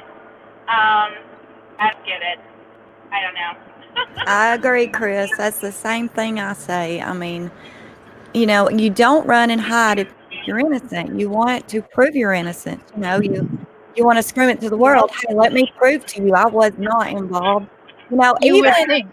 Yeah, even if she had came out and apologized to the families, even though supposedly she didn't know she was doing anything wrong, which is bullshit, but even if she had came out and offered condolences, something, you know. Yeah, I know. You would think she would, and maybe she has privately. Do we know she hasn't? I don't know. Are you kidding me? No, she hasn't, because look she how made cold. their son delete everything and threw him under the bus. You think she's coming out and apologizing? Yeah, and she could barely even say Shanae's name. Not. And she told Chris, don't call me till this is over. She wanted nothing to do with him after that. Like, there's no way she made amends.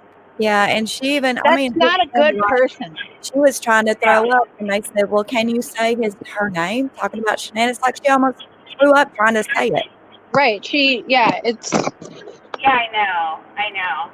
But I think and listening to her darn interview this weekend too again, and she's like, oh my gosh, he brought me to the house, and I just remember seeing a picture of Shan and one of the daughters, and I asked Chris, like, why would you want to give up this beautiful house and your beautiful wife and your beautiful family for me? You did not, you freaking psycho. And I hope she hears me saying that. I don't know. I think she's, again, a very dry personality, not a very likable girl. She's not very girly. No, because don't forget, 6 weeks before that, he told her he had a wife and children, and she was like, okay. So I know. Oh my gosh, not to change the subject, and I'm not really changing it, but have you guys ever seen a movie called The Lodge? And it came out last year. And the point of the movie, the plot of the movie is basically this man meets a girlfriend, and then he tells his wife he wants to divorce. He's got 2 little kids. The kids are like 12 and 10, though. They're older. But so then the wife can't handle the fact that he's got a girlfriend and that he's going to marry her when the divorce is final. So she kills herself, the wife. And then they go off to a cabin. The new girlfriend is going to be, mommy number 2 eventually. But then terrible things happen while they're there. But the point is that the actress, just look it up, watch the trailer. If they did not hire an actress that looks exactly like Nicole Kessinger, this woman looks so much like her that I grabbed a bunch of photos. I'll send them to you, Sharon, whenever I can. You think she's an actress now? No. I think they intentionally put a woman who looks like Kate in the movie as the mistress who destroyed the family. Right. And I swear they had to have that, because the woman naturally has blonde hair and they colored it dark. And she looks so much like her, she could literally be her sister. I think they all kind of looked similar. That's why I felt real creepy watching the movie. I felt like I was like in the room watching them get murdered. I couldn't watch the ending. I know. They all looked way too similar. I know. And again, that's why in my book I changed the way they looked. Except for him. Except for Charlie. Charlie looks like Chris. So that's the only one I kept the same. Yeah, I know. And watch that movie. Watch a trailer for The Lodge. You got to be shocked. And I've got that problem with facial recognition anyway. So if somebody looks like someone, then they really, really look like someone, because otherwise I can't tell people apart, Whatever. Anyone in chat want to come in on the panel and talk with us? Megan, Jenny, if y'all want to, just let me know. You're my weirdo up here.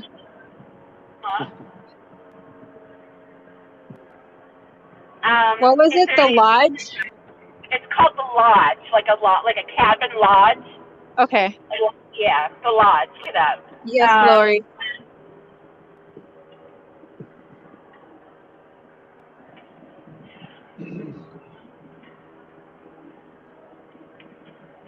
But does anybody who don't share and I want to come on here? Oh boy. I don't know. Tanya, how about that house system? There's actually somebody that's recently come out that has the same house alarm system as the Watts. Like the video, Yeah. What is it? The Vivint? Is that what it was called? Vivint?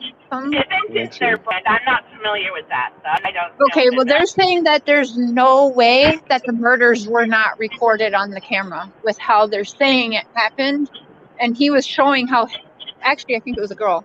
I'll find that, because I actually just saw it this weekend, where they have the exact same setup as the Watts, and they're wondering, they're saying that there's no way it shouldn't have been caught on the little camera there. Well, I think you can set it up so that you either record, the interior cameras can record, or they just simply activate and, so you can watch it on a monitor or something. I think there's two ways to set it up. And we've got a different company, and it records, but then my husband will delete everything almost immediately. I don't even know why, but whatever. But it's not Vivint. I don't know how Vivint works. And I think I saw that video share, and she has hers set up by motion so that it'll start recording if there's a motion in the room. Okay. But they took Echo, and I wonder if the Echo picked up anything. I've never had one of those Alexas or Echoes or whatever. We just haven't gotten one yet. I don't know why. But they're recording you all the time. Yeah, I think it would be, wouldn't they? The police might have heard evidence on the Echo of what happened. I don't know. Tam is in the chat, and I was telling them, Tam, about what you showed me with the steps on Chan's Watt. With the what? I'm sorry, I lost it. I'm telling Tam because she wanted me to tell everybody. So yeah. That's what goes. Hi, Tammy, wherever you are.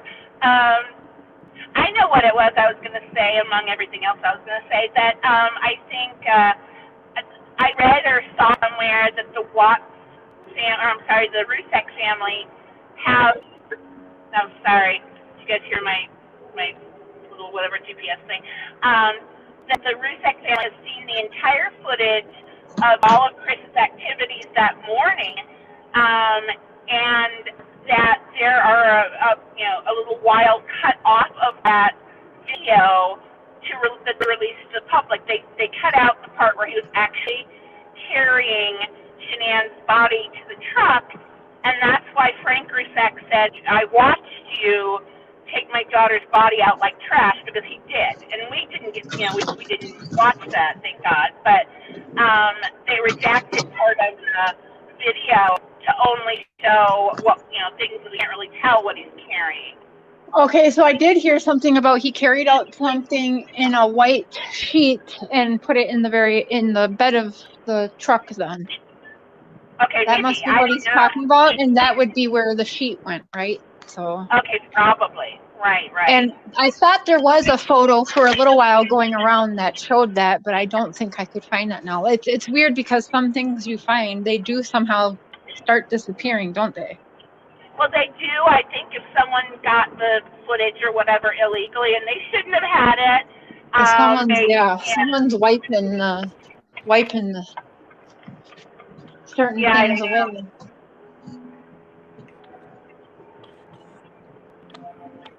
But I've never seen that footage at all. I think any of us have. Only the Ruseks got to see it. and probably the watch as well. But I'm not sure about that. Hello, Miss Tam. That's got me kind of confused about everything, though. Like, wouldn't the police, like, as soon as she went missing, wouldn't the police have been looking through that footage right away before they talked to anybody else? You would think. Right. They didn't look at it deep enough. Jesus. Well, I think that when Nate played the video, I'll have to go back and look at that body cam. I think we were already into the video, or he was already into the footage when the police, Bama or whatever, walked into the house with Chris, or maybe not. I don't know. But I will have to look at the body cam again. Who's up here? Who is that, Tammy? I'm here. That's my sister Hi. from another mister. Hey, hi. How you doing? I'm all right. How are you guys doing? Oh, tired. I'm driving, so I don't know how long I'll be able to stay up here with all the Wi-Fi stuff, but good. So what are we all talking about tonight? The Averys and the Watts. The Averys and the Watts. Two of my three favorites. Yeah. I don't know much about the Avery case at all, guys, so. You know what? I always feel weird when I call a a murder case my favorite. Yeah, right? It is kind of weird, but it's fact. You do have your favorite ones. Yeah. I know, it's so bad. And when I say my favorite, though, I mean my favorite injustice that it literally boggles my mind. Right. And I mean, I'm in Canada, and I mean, we're nice and we're friendly, but when I watched Making a Murderer, I literally went, "Are they all related in Wisconsin?" I don't know, and it's not. I was yelling at the TV. Right? Yeah. Episode 4. Episode 4. When Branden gets talked to in that, I literally walked up to the television and went, "You got to be fucking kidding me right now!" Like, I was furious. Yeah. Wow. And I thought, okay, well, obviously they're gonna get off, so I watched the whole thing straight. Yeah, me 10 too. hours straight, right? Because I'm like, and then at the end, I'm like, what do you mean it's still fucking going? So then I'm on Facebook and Google trying to see is there a group? Like, how do you support this? Wow. But to know how many justices or how many lawyers or how many prosecutors, they know they've seen this. Oh, And I'm sorry, but one, it's for me, in my opinion, it's like, Chris, nobody's going to leave that much evidence and nobody's going to burn somebody in their front fucking doorway when they own a car crusher and an incinerator. Nobody's going to do that. And I'm sorry, but you got to be some kind of special criminal that you can clean up that horrific of a murder scene and still leave all the dust. How can I watch? Is there a documentary, Tammy, about the case? Oh God, somewhere? there's a 20-part episode series on this. You got to watch it, Tanya. It will blow your mind. Oh, I will. You haven't watched Making a Murderer? Even I Oh my watched God! that. Yes, Wow. you got to watch Is that. that it? Okay, that's Oh it. my gosh. Yeah, another one for me. Another case for me that's really mind-blowing is the Daniel Holtzclaw case. I don't know. Daniel Holtzclaw? I don't know that one. But Okay, I like digging into Aaron Hernandez too. Daniel was an Oklahoma City police officer. His dad was a cop. His mom was a cop. They met in Japan, I believe. So he is biracial. I think that's the word I'm supposed to use. Yes.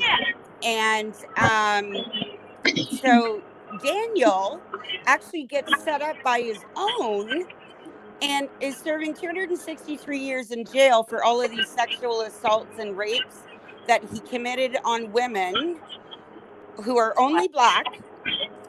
They are all known prostitutes and or drug addicts or dealers.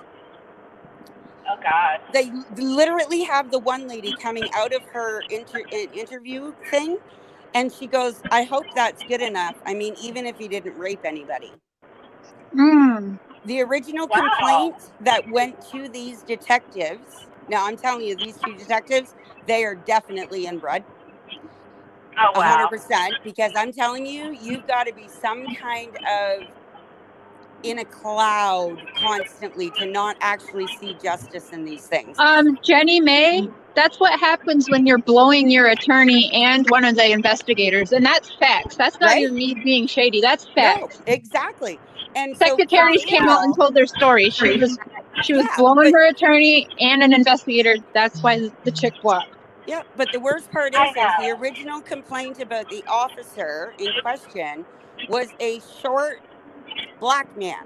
Daniel is an extremely oddly tall, half Asian man. Oh, okay. And so what was? Well, he's charged. 13 different women charged him with all these different sexual whatever charges. And the thing of it is at the time, Oklahoma didn't have body cam, but they do have the GPS on the cars. So they know if his car stops or starts or moves or doesn't. So apparently he raped this one victim while his car never stopped moving. And when they bring him in right off duty, and they have him take off his uniform for DNA. This man, I don't know if you've ever been anywhere that an officer is going in to use a public bathroom. Like, they got to take their belt off and everything, right? Sure. But Daniel, not only that, Daniel wore compression shorts. So they're not like a regular man's underwear. He can't just whip it out and say, here you go. Oh, right. Okay.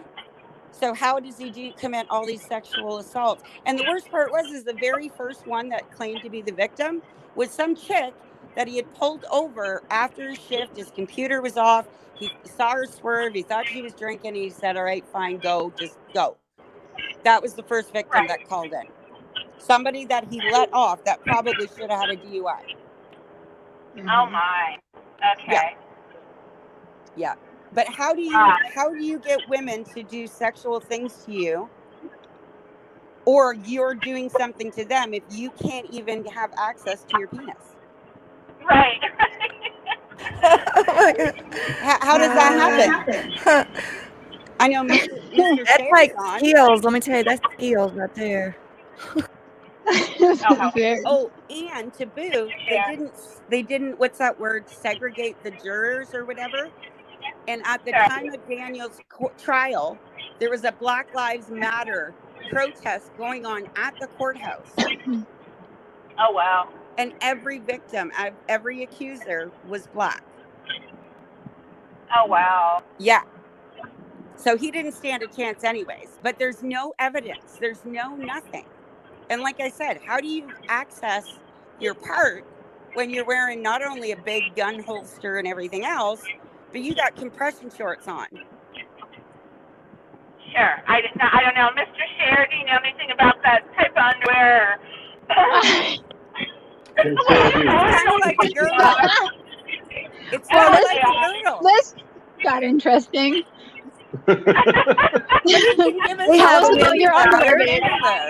We have an insider here that can answer that question for us. Please answer the question about your underwear to all these ladies. I wear boxer briefs. That's all I'm saying. Right. And are they compressed? Did you ever play sports? Oh, of course. Right. So you probably wore like a compression short, right? No, I was never like in a professional capacity. Okay, but realistically, what he was wearing for underwear, Tanya, is like a girdle. Yeah, I know what. My husband had hernia surgery in March. And before that, he had to go out and buy like the special weird underwear. I bet that's exactly the same kind of thing. Yep. Yeah, and Daniel worked out. Like Daniel it was a girdle. Right. So it doesn't have the little hole for them to easily go to the bathroom. Right. So how are you doing this while you're on duty and your car's not stopping? Yeah, the car's moving. Daniel's wearing compression shorts. And right? But again, it's one of my favorites of, oh my God, are you guys kidding me right now? I need to Google compression shorts now. I don't know what the thing looks like.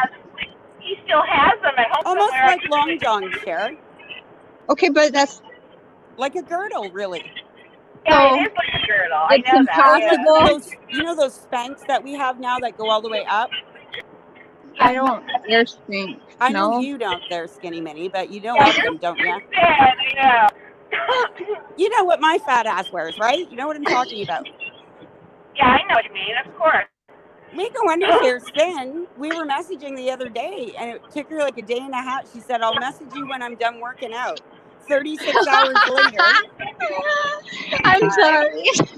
I'm like, wow, she's just killing it.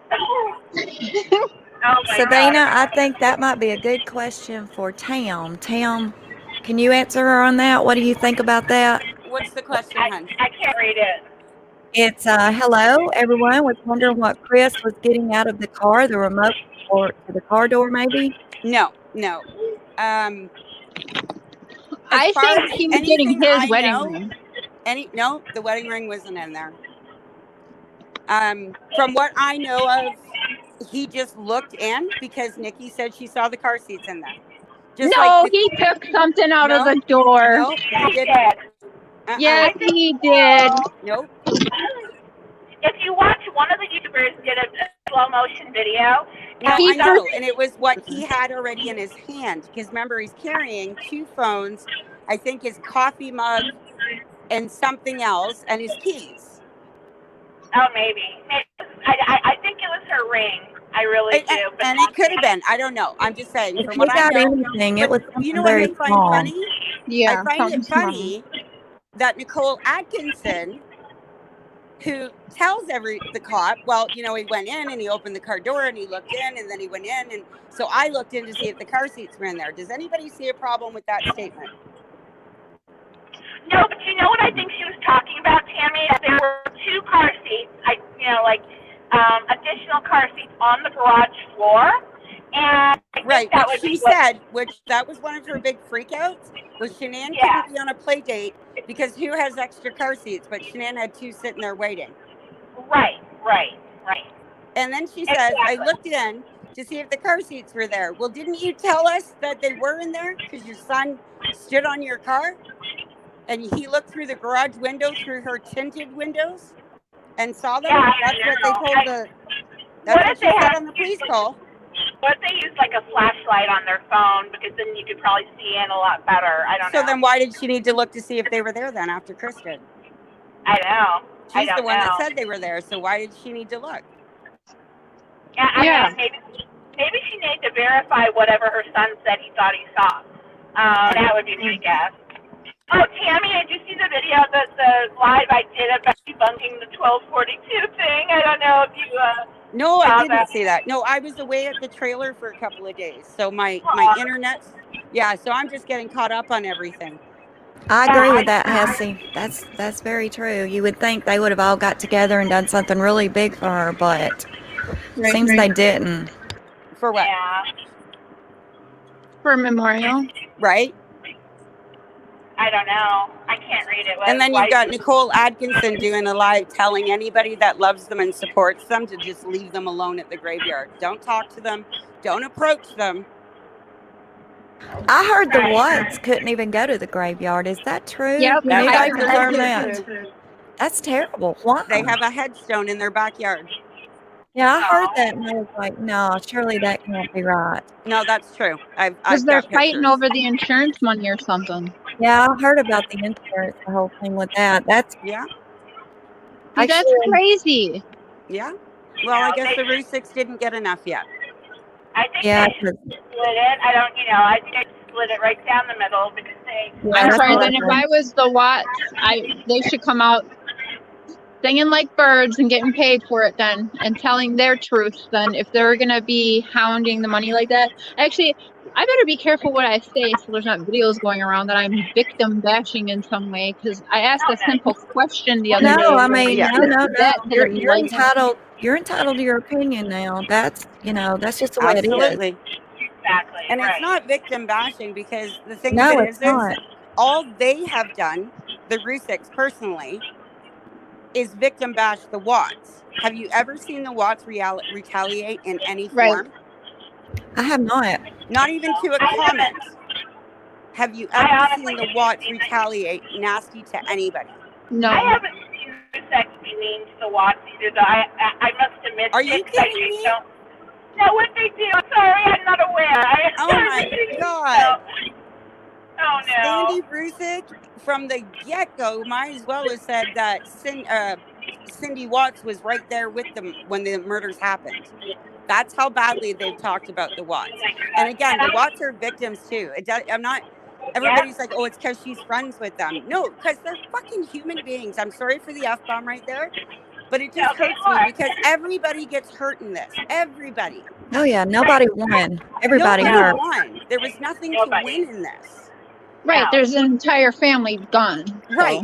And again, I apologize for the F. It just hurts me to know how badly they hurt.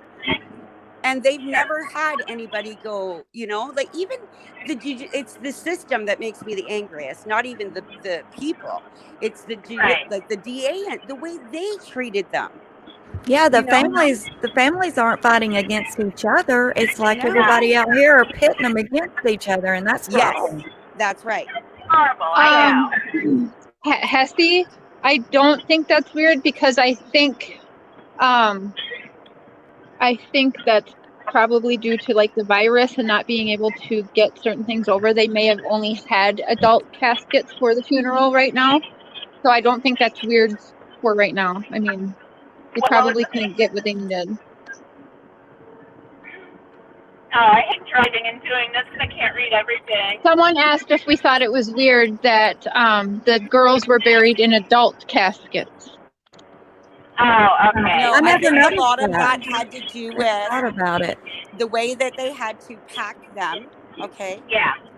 Because of transport, they had to maintain a certain degree, etc. Because sadly, their bodies were explosive. Right. Right. Oh, right. Okay? Yeah. So they probably ice packed and needed the extra room to make sure it stayed at a cold level or something. Possibly. I don't know. Right. But that would just make sense to me why they'd be in bigger You're caskets. right. You're right. It could have been too. They were possibly buried with some of their favorite things and needed more room. Yep. I know some people do that too. So. Yep. Right. Absolutely. Absolutely. No, I agree. It No, could have been all and I mean the thing is all anybody ever got from Cindy, and you have to think we are passionate about true crime. So now I won't even watch the news channel anymore because A, nothing good ever happens on it. Right. Yeah. It's But depressing. B, I now know how much of that they F with. Manipulated. Right. Right? Yep. I So, say it all the time. I'm sorry, but when Denver 7, when the Watts did their one and only interview, right. they edited the crap out of that to make it look like Cindy was bashing. And you also have to remember, they didn't know any different. What Chris said in that room, right, which was what? He All saw they knew. Shanann killing Susie. Okay, that's all they knew for 96 days. Right. Right. That's it. So what are you going to say? Mm-hmm. Right? No, All I of a agree with sudden, you that, get a phone call going, so-and-so just wiped out everybody you love. And this is what they said, but you don't know anything because the lawyers aren't telling you nothing. The DA's not telling you nothing, And you can't you're even right. talk to the person to even say, what the hell did you do? For 96 days, you know nothing. Right. And then when But wasn't he in solitary confinement? Yeah, the best part is he was actually at one point on suicide watch, but still never had a mental eval. Yeah, but he was in solitary for 93 days. And Tanya, talking to Donald, I mean, that wrecks you after 24 hours, I heard. So yeah, and just imagine though, just think in these 96 days, and I don't mean it in any direction of, oh, Chris, I mean it in the sense of think of it as yourself.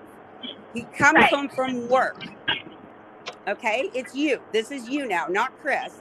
You come home from work. Your husband killed everybody, and you killed your husband, and his friends there, and the cops are there, and you're gone, and he knows nothing, or whatever. Do you know what I mean? He's still in shock. Shock. Right. Oh, I'm sure. Yeah. Right, and you have to think for him, he never got any. So again, if it's you, right? They just Just exactly what happened, not who it is or who it was. Imagine that's yourself and you come home, your entire world is gone. In the blink of an eye, you're in jail, you haven't slept, you haven't ate, you know, blah, blah, blah. This one's questioning you and that one's doing this and that one's doing that. And then you're in solitary and nobody's telling you nothing for 96 days.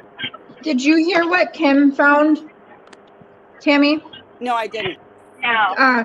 Kim, will you tell her about the truck and stuff and the beer thing? Yeah, there was on the neighborhood canvas, there was one of the neighbors. Yep. You may have already saw it, and I'm sure you did, but I overlooked it, and she was talking about the small gray truck with the camper that was sitting there, riding back and forth, and then just poured a beer out at the stop sign. It was a man driving it. You know, I mean, that was, me, that stood out. As well as, I don't know, I want you to look at part 10 of the discovery where it shows on there that NK called in sick to work that day. Yep. And I want you to just look at that and see, you know, because it is on the 13th note. Right. There's no date out beside where it says she called in sick, but it is on the day of the cone rod going out, everything. Right. So what do you make of all that? Well, all I knew of was that when she was in the park, she told those agents that she went to work, but she forgot to clock in, but she had clocked out or something, but it was in her handwriting. And I know they looked into that right away because they were suspicious of her right away. That's why she was recorded without even knowing it. She had no idea she was being recorded. And so she should have been top 2 suspects. Maybe he hid stuff at her house. Why wasn't her house searched? Why wasn't her vehicle searched? That's the $1 million question. Why wasn't it? He lived there for 2 months. Yep. He wasn't even at his house. That's actually, when you break it all down, he only actually spent 4 weeks with her out of 6. Right. And I Because mean, if you take away the days that she was away and then he was away and so on, they really only spent 4 weeks together. And I'm sorry, I don't care if I need somebody my whole life. I'm not wiping out my family for anybody. There is no sex in the world that is that good. But I mean, if we... Mr. Cher, what do you think? I agree. Definitely no sex that good. Yeah. I don't know, but if there is a longer video that shows him carrying Shanann distinctly, her out of the garage, then how could we explain that? You know, there's no way. And maybe that's the one trump card, so to speak, that they're using. They don't have a trump card, though. That's the thing. They don't have a trump card. At the day of signing the plea deal, both, and this was the thing, because Ronnie and Cindy talked to the prosecution, or the lawyer, John Wells, and said, do they have evidence against my son? Yep, they got evidence against your son. Okay. So then we get down to the day of signing the plea deal, and they're like, okay, well, what's the evidence? Right. I don't know. We have a theory. Oh, okay. We don't know. A theory. That's all anybody got because none of the results were back yet. The only thing that was back was the DNA of baby Nico. Okay. And you know what upsets me? Her headstone, they have Nico's name spelt wrong. Shanann wanted it spelt with a K. Oh, I thought so. I thought she did, yeah. Yeah, because not only did Chris say it, but Shanann had it in text messages. Okay, so Tanya. Yeah. So say she didn't call, so she called in sick on the 13th. Yep. And her phone pinged by the house the morning of. Yep. How do you defend her now? But if you have, but she doesn't go to work. Okay, if she did in fact clock in at noon on 13th, then what are you guys have to say she was at work on? No, she was at work on Sunday. She had to be. Because if you believe that entire script or whatever you showed me, then you're going to have to say that she clocked in the day previous at noon. How is that? How's that possible for a Sunday? I don't think it Because is. it is. They run crews all weekends. Victor works 319 I was all gonna say, yeah, weekend. if they're open on Sunday, she worked on a Sunday. She's health and safety. But now I thought she was with her family all day Sunday. That's right. She was at the museum, but she didn't go to Right. brunch because it was core day. Okay. But then again, there's going to be cameras, you know, I don't know. Andrea, it was Tanya, something that Oh God. We're going to Yeah, shake the great. sugar out of your the tree. discovery, I pointed it out where it did say that she called in sick, and it was on the 13th note. But there wasn't a date beside where she called it in, but it was on the page of all the notes from the 13th. And it was Nicole Kessinger, yes. And I And don't, she didn't clock in that morning, and and she never went all that week either. She never went back to work, ever. Right. Right. And you know, the company that also fired her was owned by Jim, right? Right. It Right. was the temp agency or whatever you want to call it. Yeah, that's Jim's company. Right. Okay. Jim, her best friend, right? Yeah. Right. Tanya. Come on now. Come on. Come on, everybody grab a branch and shake it. Everybody Grab a shake that branch tree, and Tanya. You guys, no, I'm gonna have to look at the letter or that note or whatever really closely when I get home. But I don't think she was at work on Sunday by anyone's account. She wasn't there on Sunday.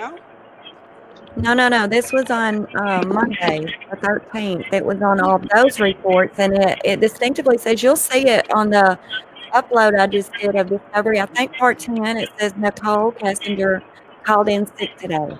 Yep. Okay. And but right then, above that, it says Tony Don't. Husky. No. Yes. Then we're gonna have to say she was at work on Sunday, and I don't know how we could do that. I don't know. So what do you guys all think about Shanann walking around till 10 o'clock at night on Monday? That's what I said. Yeah, Cher's been talking about that. I got to look at that. I think why don't we compare that to his movement and see if it's possible that he had her watch like shoved in his pocket or something. No, it has to be worn. An Apple Watch must be worn because it has to get your heartbeat and everything. Oh, That's okay. what I thought. Yeah, that's what I was reading.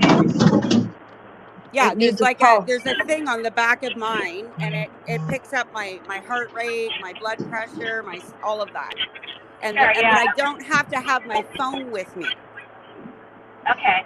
Okay, so we know the phone was found within 2 minutes of Nicholas being in the house. Right. But the watch was not found even at the time that Chris was with Graham till 11 o'clock on Tuesday night. Correct. It was found after midnight and before 11 a.m. Wednesday. Okay, so after midnight Tuesday? Correct, yeah. Yeah. No, see, the thing of it is, Andrea, I'm not sure. It is in the Discovery. I happened upon it as I was reading through it. It is something that I've overlooked the other 2 times I've read it. But it is there, and you'll see it when you watch that video. I mean, it's there. Yeah. Interesting. I'm not sure how everybody's overlooked it. I don't know, but it's there. Yeah. Great Wow. find, though. That's awesome. Just Yeah, like Kim, with I'm the gonna have to steps, watch though. your I'm gonna have That to watch same your thing video. happened to me with the steps on her watch, because Yeah, I was literally on my computer the whole day of the anniversary, and I literally was like, come on, Shanann, like, just give me something. And I flicked through the next page, and I don't know why, and I'm staring at this graph, and I'm like, wait a second, why is Shanann moving around at 3 p.m. on Monday? Right. Renee, you're bad. Why don't they prosecute her? I mean, why would they let her go? I don't understand. I mean, just to wrap it up quickly, or what would be the reason why? Yep, I mean, because that's the way Rourke works, eh? Out of 100 cases that come across that man's desk, 98 of them are plea deals. right. Tam, I want to ask you a question, and I've heard this so many times, and it's very plausible since we never saw it, but Jan's question here about her selling her truck right afterwards, can you confirm that? Because I have heard it. What was that? Sorry, I missed it. About her selling her truck right after everything happened. Yes. And she left her apartment, and she'd only leased it in April, and she only got the truck in April. Yeah, because I'm telling you, her apartment should have been searched, and it never was. Like, and yeah, she sold the truck and moved. You know, even if Chris left a manifesto there or something, or plans for anything. Right. But I mean, is there any way that's all redacted? And they have a lot of different things they searched for her. I mean, is there any way that's part of the redacted stuff? I don't know. But yeah, you have to admit one thing though, Tanya. Yes, ma'am. Bitches are crazy, Tanya. Bitches are crazy, okay? Yeah. And I want to explain it in the sense of, because at first I was like, okay, right, Amber Fry, she was never a suspect because she lived a state away or however many states. But then we have the Patrick Frazee case, where apparently separate states don't matter because his mistress traveled back and forth to try to kill his baby mama. Right. No, I'm losing you guys. I think I've got bad Wi-Fi out here. Darn it. I can barely hear anyone. So, we can't put anybody out of this, right? It's murder, and a big murder. Right. So it never should have just been tunnel vision Chris. This should have been looked into, especially because she was such a force on Facebook and Thrive, and, she was in the magazine and she hit the 200K or whatever. Again, these people aren't your friends. They're your competitors. Right? We've all seen Single White Female. Yeah, definitely, right. We've all seen Fatal Attraction. Yep. And we've all seen Natural Born Killers. Correct. Yep. So now tell me it's not possible NK had anything to do with it. Well, I don't think she knew him long enough, though. Even if she was completely... But see, in my opinion, that crazy bitch came in with the plan. Well, she was already planning to marry him, everything. The plan was to kill Shanann. Boom. This was never about Chris Watts. Right. She didn't like him. She didn't care for him. She wasn't in love with him. Nothing. Right. Because she dropped him like a bad habit. Like, boom. Done. So it's all, I would emotion. do the same thing. Wouldn't you guys do the same thing? No, I know. And her, I'd be bawling my face off.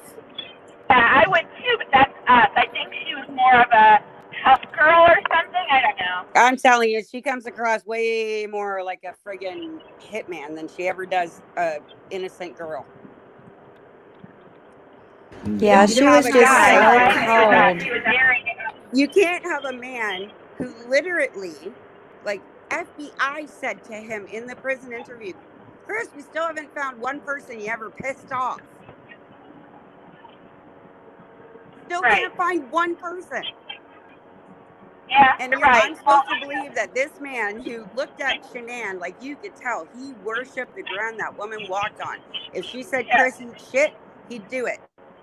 And you're going to tell me that all of a sudden shit just got real and all of a sudden this crazy guy who's always been in there just came out for that one night and then went right back to who he was again? I think that because he was the way he was, that he got to the point where he was afraid of disappointing his new girlfriend, because Shanann was old news, and I think he really wanted to get rid of them, protect them, ran away. So in Nicole, but he would have just left her. Do you know what I'm saying? Shanann, I can maybe give you Shanann, but no, not a sane man would have just divorced him. Chris is insane. Right. He's not insane because he's never even been evaluated. Thank you. You don't have to evaluate him. The day after his wife and children were murdered, he's talking to the cops. He is fine. He looked well rested. He looked fine. He wasn't like looking around. He wasn't looking down when the cops asked him a question. He was looking him right in the eyes. Yeah. He's a psycho. Oh. Thank you. See, I'm not getting that at all. I'm getting the guy if my wife and kids were murdered the next day, I wouldn't be able to look anybody in the eye. I wouldn't be able to have a conversation. Nobody knew they were murdered yet. He did. Right. But nobody else did. But who's No, that's but what his point is. He knew. Zero evidence. He knew, and he was totally fine. There was no tells. Right. He looked confident. He looked well rested. He didn't even look worried. Okay. And he never said he okay, wanted but to. again, I'm going to let you off on this one. Here's your first slide. Only because you're new to the case. You really got to watch a lot of Shanann's home videos and stuff because you need to look at who the person is. Not just the words that are being told to you. Right? All he knows and his wife, he watched the interviews, Tammy. He watched it. I'm not saying interviews. I said they're family videos. You need to know who Chris is as a person. Who he was playing with his children, who he was when he was on trips with his wife. You need to know the person before you can automatically go, oh, yep, fucking crazy man. And now he's back to normal instantly. That's my point. Yeah. That's exactly my point.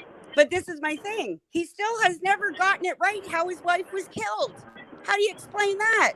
Yeah, that's true. But 2 times, and he's yet to still get it right. That's my point too. He is nuts. He wasn't He there. He totally mentally blocked it out. He wasn't there. I would literally put my life on the line right now to say Chris Watts had no part in any of this.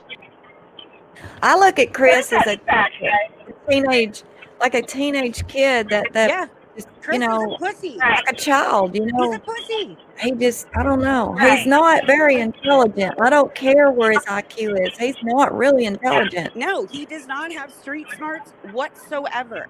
And what guilty person is going to go, yeah, I'll sign waivers so you don't need a warrant. Oh, yeah, I'll take a polygraph voluntarily. No, I won't get a lawyer. No.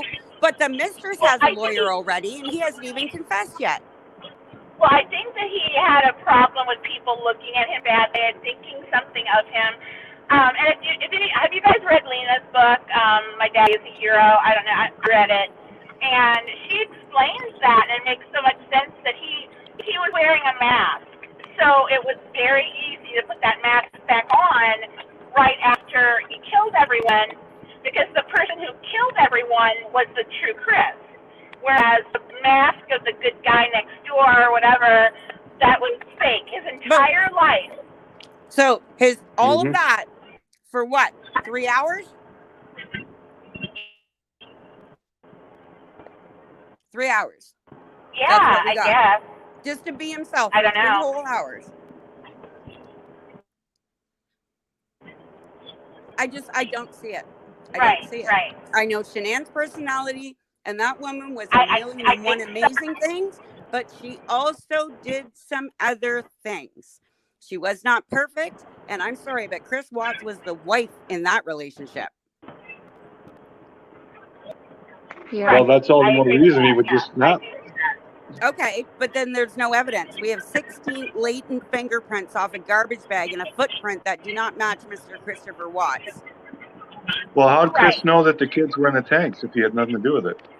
Because the last person he talked to for the rest of his life ever was the mistress before. No, but he knew what girl was in what tank. No, we do not know that for certain. No, I we do think not. We don't know that to be fact. Nowhere is that fact stating that Chris knew who was where. Okay, well let's look at it this way. If someone killed the kids and then told Chris that they killed his kids, and dumped them in oil tanks or whatever, would a sane man be fine? Be comfortable, be relaxed, be looking people in the eye when they ask him questions? No. Right. But this is the thing though. For me, I've never in my life been in trouble with the police. I don't know where my fucking family is. I come home from work and everybody's gone, and now I'm at the police station and I'm doing a polygraph and we had drones and dogs. But yet, this is the best part too, Mr. Sheriff. 3 different cadaver dog teams, 3 different ones went through that house, and not one of them commanded. Right. They alerted, but they never commanded. So nobody died in that house. That's science right there. Nobody died in that house. Number 2, Nate's video. You don't see shit on Nate's video because he's not dragging anything out. This is Yeah, he really isn't. 140 some odd pounds of 15-week pregnant dead weight. Right. And you got 2 toddlers. First of all, they were dead. But then we changed that. The district attorney got to change his theory 9 months after the man's already been in prison and say, oh, no, we've seen his shadow. So he only picked up one of his daughters because neither one of them were big enough to climb into it. I'm 4'8" and I can barely get in a Ford F-250. I know, I hate those. Yeah, my husband. So how did the other kid get in the truck then? Because you don't see him do anything other than load his truck with what he said. Then you go to the discovery and you look at the first time they looked in his truck, they wrote a list of everything in it. And the first time they looked in his truck, the shovel was there. And for the second time, when they actually did the Both families are victims, and we're going to have to come back on, talking about either family in a bad sense. We can't be doing that.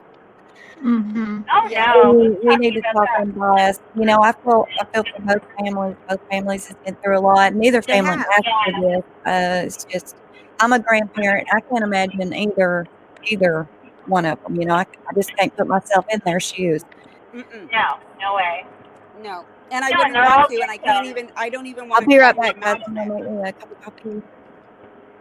And I do think that, as in my family, my husband is more subdued and I'm more the go-getter, and I talk all the time. He's very quiet, and so I understand completely that sort of husband and wife relationship. Right, and there's nothing wrong with it. Oh heck no. But I think that people always get mad at Cindy for talking about Shanann. But what I see is a woman reminiscing about the type of relationship they had. Period. That's it. And I don't see that anyone's done anything wrong, except I worry that the Ruseks are really, really hurting beyond. Oh my God, yes. Yeah, beyond what they're even saying. If I won $1 million today, I would absolutely get them the best therapy in the world. I would too. They are so broken. But this is the thing. God. I honestly believe they're never going to get to that stepping stone of healing until there's real justice for their loss. Right. And it doesn't matter who thinks who did what. We can all agree something's not right, and somebody else was involved. Because to say Chris Wass did all of this himself is giving him way too much credit. Way too much credit. I don't know. So again, what if there, maybe, I don't know if the walks were shown the video as well, but what if there is a video showing Chris carrying obviously a dead body out in the sheet? Well, do you think that if that footage was out there, it wouldn't be released a long time ago to tell us all to shut up? I think they got rid of it, they redacted it, and someone has it somewhere, you're right. I was going to say, I do feel like I saw. You might have, yeah. I saw that. No, there are videos that people have altered, but if you want to watch the real one from Weld, give me your email and I'll send it to you, because then nobody's touched it. Right. And I think Dr. B's got all that. She got all that in Discovery. I occasionally go watch her videos. That's how I found out about the 1242 thing, was watching her videos that she brought back from Wells, from Colorado. And I don't know. I'll have to, I'm so doggone busy nowadays. I have to go back and look at everything and whatever again and again. And still it doesn't sink in usually. But hey, kids, I've got to stop for gas up here, and then I got to call my hubby. All right, you drive safe, lady. Oh, thanks, I will. And thanks, I love you guys. Thank you so much. Love you, Tanya. Drive safe. Have a good night, kiddos. Bye. Thanks. Bye. She's so cute. I just love her to death, but I got to take all that sugar out. What a great debate tonight, y'all. We got pro NK, we got no NK, we got Chris, we got a good debate going on tonight. This is good, right? Yeah. Nobody's arguing. We seeing every side tonight. That's what I like. Absolutely. And like I said, I'm not close. If I could see an actual piece of evidence, I would be like, yep, all right, you got me. But when I've got folders of evidence about others, not just one, others, there's a problem in this case. Okay, Tam, what about this one? More than what we all know. If the girls were killed at home, their bodies would have begun to stiffen. and they could not get them in the tank. And they also would have lost their bowels and bodily fluids, and the dogs would have commanded then. That doesn't always happen. With little girls? I'm not sure on that. I don't know about that. I'll let you two talk. With all humans, they don't always lose bowel and bladder out of function. 3 people dying in a house, one of them should have lost something, especially Shanann getting bumped down the stairs because he couldn't carry her, and she's pregnant. Somebody should have done something. Well, they said Cece's bed sheets were soiled, so. No, they weren't. Well, that's what Kobach. You remember he told Cassinger said they were soiled. Oh yeah, that's right. Cassinger told him, and he said it was probably right, but that's they weren't because Chris that's never correct. changed the sheets. He only made the beds because the very next day was when the cadaver dogs came. That is correct. Yes, they were there at 11 o'clock in the morning to go through that house, and again, he signed waivers and handed his phone over within 10 minutes of his interview with Coder. That's correct, CH. Right? Then, and again, like I said, don't tell me they didn't tap that phone. They had people in place around her apartment Tuesday night, the mistresses, thinking he was going to show up there, and he never did. He did everything he said he was going to do or not do. And he had 2 undercovers on him at all times from Monday afternoon at 3 o'clock. So he couldn't sneak out to do anything. He doesn't even try to go see her. He's not blowing up her phone. She's blowing his phone up, according to the phone records.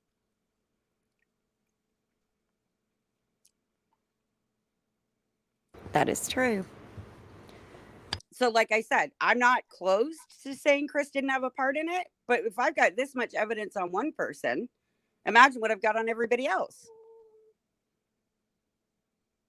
And my biggest point is the system and the fact that it's broken, and it could be any one of us or one of our kids at any time, or family member.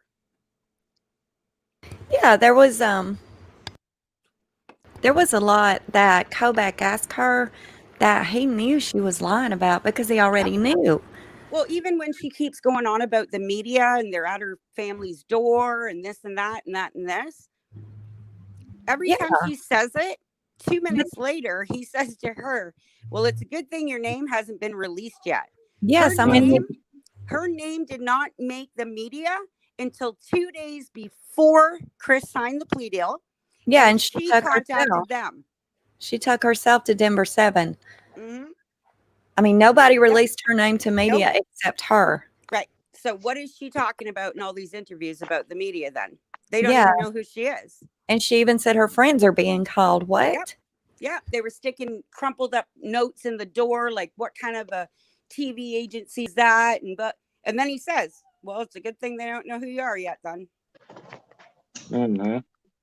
So obviously they knew she was feeding them a line. Why didn't they grill her? Why didn't they search her? Polygraph her. But then you have to remember too, Chris shut everything down when he said he did to the girl or Shanann what Shanann did to the girls. Everything stops. But he didn't say that till the plea deal. So up until August the 15th when he was arrested, and then the plea deal that he took in November, they had all of that time to investigate her. Yep, and they were. And they were. Well, then because Agent they didn't do very well at it. Well, no, but that's the thing though. Once it's the district attorney who's the boss, the FBI, you know what I'm saying? It's his case. Yeah. So he says, well, yep, we're going to charge them, or nope, we're going to let them go.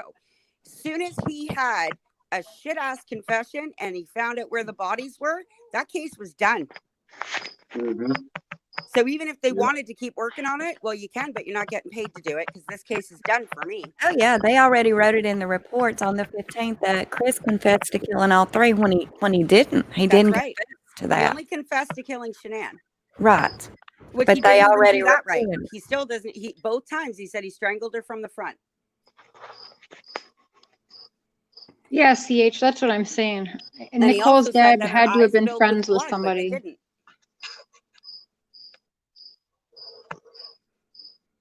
All right, who's got the most amazing crickets in the background right now? I do, of course. Oh well, my NK, she wouldn't have taken it, I don't think, because she did have an attorney. I mean, her dad led it pretty much. Yep. Interview. Yep. Which why never happened. Why do you think she had them picking her up for interviews? Because Chris, the first time she ever goes in, other than the park, like while she's in the park, Chris is still in his polygraph.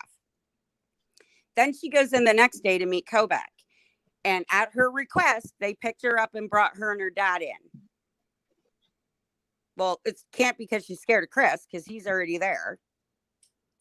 And 2, my thing is probably more like I didn't want them in my truck or seeing my truck. I still can't understand how he was allowed to be in there on a quadruple murder case. There should have been gag orders thrown all over that case. Yep. But yeah, they're just allowing and in their opinion, that would be just random people, whether it's her dad or not.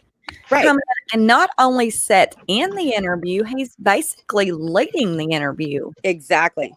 What the hell is he that? Pretty much at one point almost says to the one guy, I forget his name, that pretty much he gets close to saying it's above your pay grade kind of thing. Right? Am I right? You, he was friends with somebody in there. There's no way.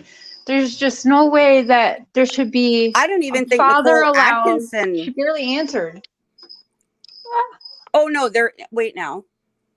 I don't think Nicole Atkinson was supposed to be in with her son either. How old was the son? 16, but it depends on well, the then, state. yeah, that's his mom. Yeah, but look at Branden Dassey. They wouldn't let Barb in, and he was 16. Yeah, that's a whole other issue that but it's not right. No, so he should have been with his mom. So right, yeah, but I'm agreeing that NA should have been in there. She did the right thing and made sure her ass was in there. So yeah. Well, yes, but you know what I'm saying? They were on a witness end of things, not on a suspicion end of things. So my kid because would not be questioned by himself. Even if he was 18, there's no way I'm not going to be in that room. Sorry. Yeah, no, I get that completely, 100%. But I don't think I'd be worried. Like if it was my daughter and she was a witness to something, I'd just wait outside for her because she's not in trouble for nothing. And even though he told her not to interject, she still interjected when it was supposed to be his side of things only. Do y'all see Dave's comment here? No. That's pretty interesting. It says, anyone remember seeing women's work boots on the second last step from the top basement stairs where one dog alerted and NK had to borrow money from her mom for another pair of boots? Yeah. Huh. Mm-hmm. I did not see that, Dave. Do you have that photo? Could you send that to me? I'm screenshotting that and sending it to Tanya. I'm sure she's listening. There's a screenshot of a Venmo payment of her mom sending her money for shoes. I've seen that. Yes, I've seen that, but I don't know about Tanya will be like, I don't know. It's just my luck. I lost my boots on that day. Yeah. Yeah. And ironically, because everybody says it's morning sickness, you know, why Nikki was sick at the police station when she was being interviewed. But yeah, Jim was sick too. So I don't know if he's pregnant too or not, but. Oh my God, that's what Sherilyn emailed me. Sherilyn Cato told me she knows that she was pregnant. She knows that she had a boy. And that's why she's in hiding. And I guess that's why the families are okay because it's already been child. proven to be a liar. That's crazy. Yeah. But like I said, so Jim's got morning sickness too. And they found vomit at the top of the oil tank. Jim had morning sickness too. Yeah, that's how close they are. Like that make a comment, he will always be a dad. But Chris was never sick. Chris never threw it because in Chris's mind, he never went to a funeral.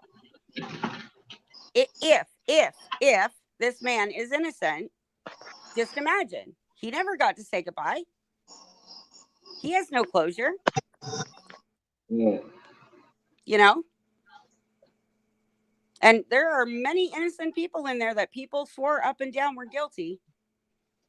He needs to talk. He needs even to talk. Shane Carey. Look at Shane Carey. Everybody said Shane's. Oh, he killed her. He's guilty. He's crying like a baby. Look at him acting. Look at him laughing. Well, like I said, you can't have it both ways. Chris Watts was stoic and did nothing, so he's guilty. Shane's crying like a little bitch, but he's guilty. And then it turns out that Shane's cleared within hours by the FBI. Within hours, but everybody said he was guilty. Right. And it was the best friend who lost a baby.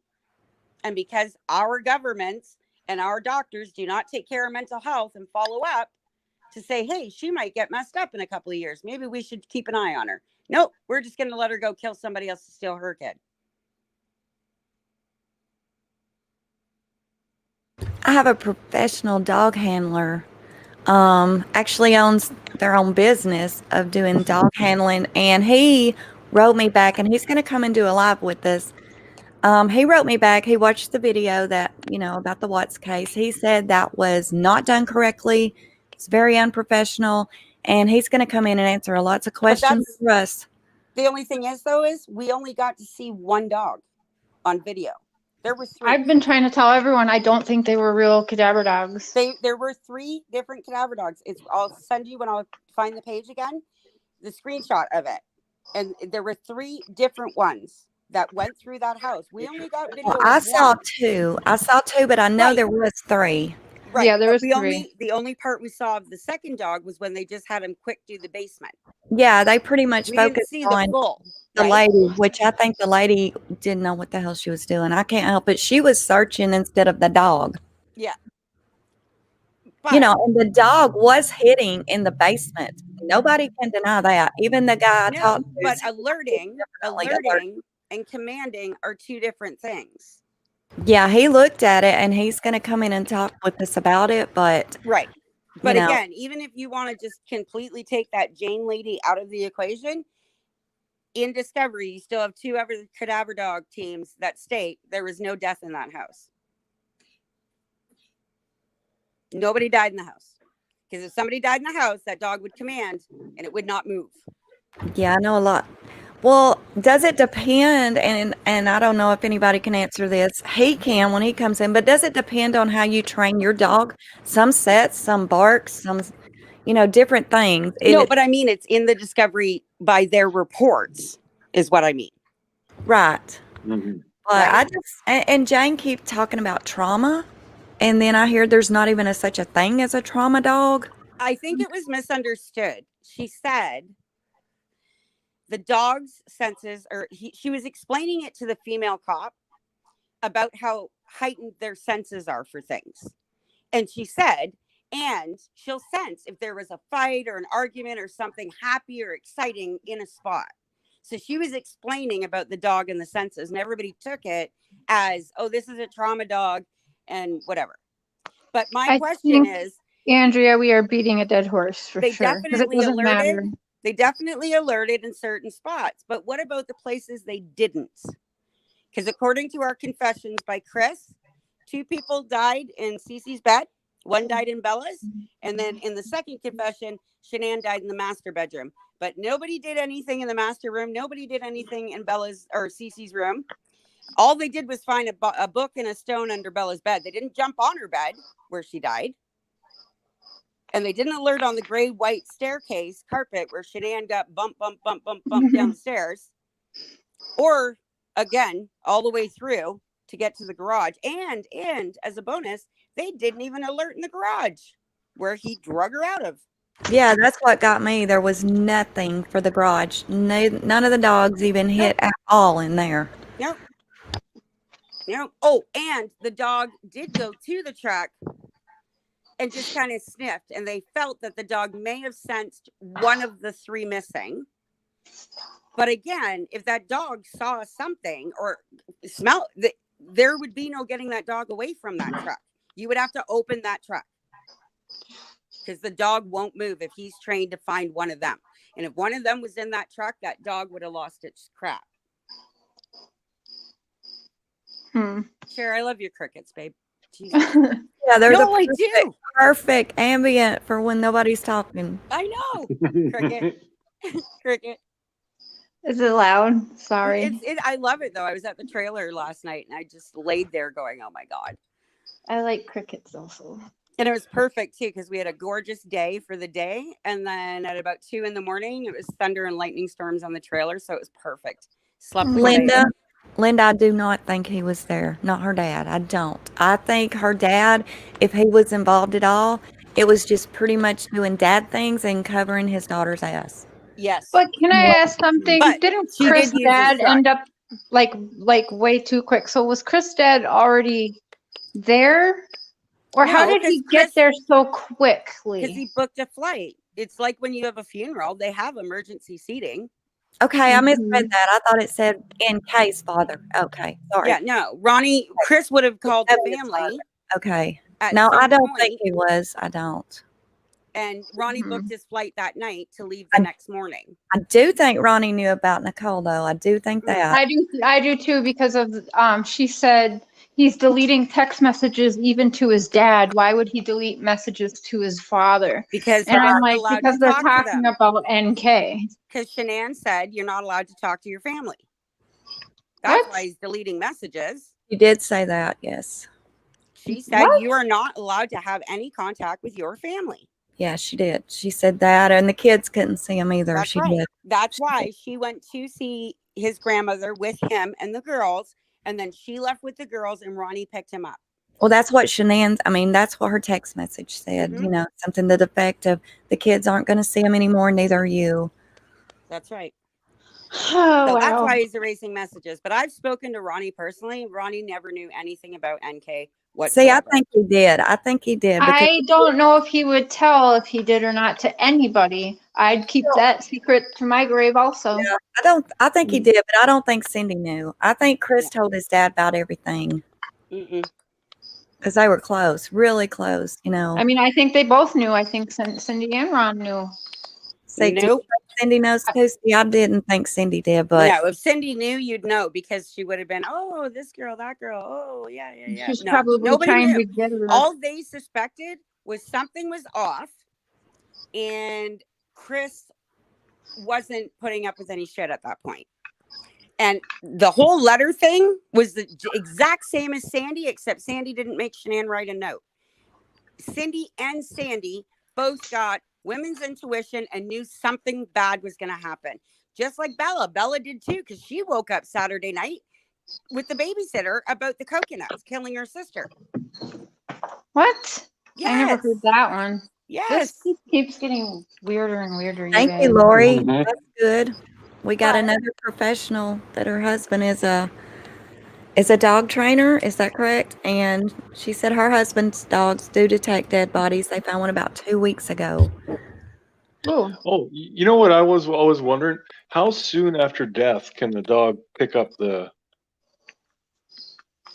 After the body gets to that point, which takes anywhere between an hour and a half, but they say usually between 2 and 4 hours, it would only have to be in the house for 20 minutes after that for a dog to detect it. I believe that's what I read from some. Yeah, I had read that too, but this guy texted me back in an email and he told me immediately.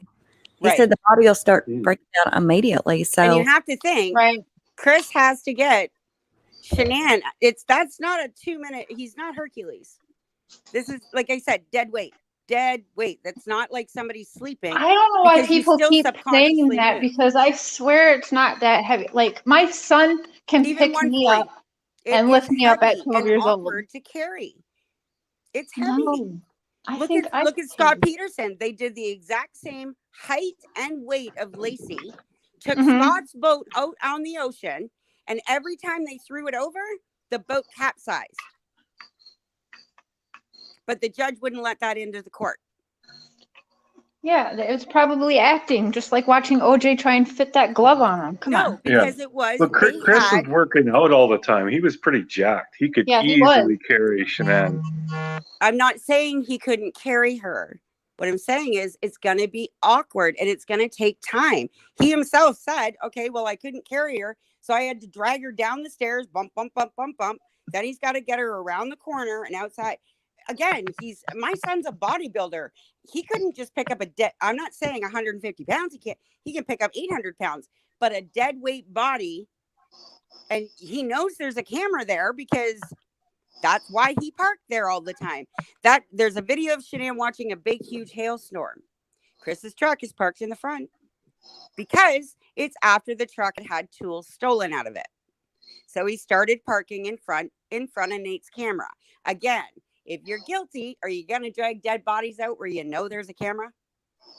It's like Stephen Avery burning one in front lawn when he owns an incinerator.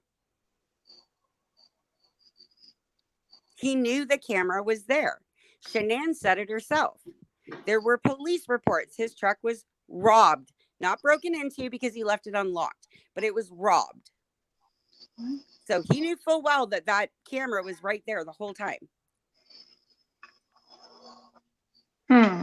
And if I'm guilty and I want to load bodies, hell yeah, I'm going to go around the back. And I'm going to bring him out the patio door. That's what I'm going to do. Because there's no cameras out back, because nobody lives out back. But yet we got little simple pussy whipped Chris Watts. And he's just pulling all this off. But yet there's no dead scent in the house for anybody. Nobody. Yeah, that's why I asked how soon the dogs could pick it up. Yep. Because if it's within an hour, like he could have and easily they can gone find out. death up to, I think, I'm not 100%, but I think I saw in the Guinness thing that they can detect death up to, I believe, 50 years or maybe even longer.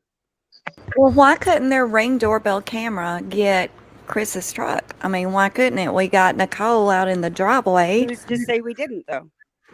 Yeah, well, I mean, it's We not. just don't have it. Yeah, I mean, we don't have that. We should have saw Nicole getting there that day when she was going to search. We should have saw Coonrod, all these people on this doorbell camera, right? Yep. Even this dark-haired person, right? Yep. Because electricity was still on. Yep. So, and that was September 21st. Right. And this black SUV, you know, it would have been picked up because you can see Nicole pulling out. So obviously with their doorbell ring, you could see the road somewhat. Mm-hmm. Just like the person that lives kitty corner that gave them a thumb drive with their doorbell camera that points directly at their door. But we don't have that either. Kim, I sent you a message if you want to, if you can peek at it. Okay, let me look.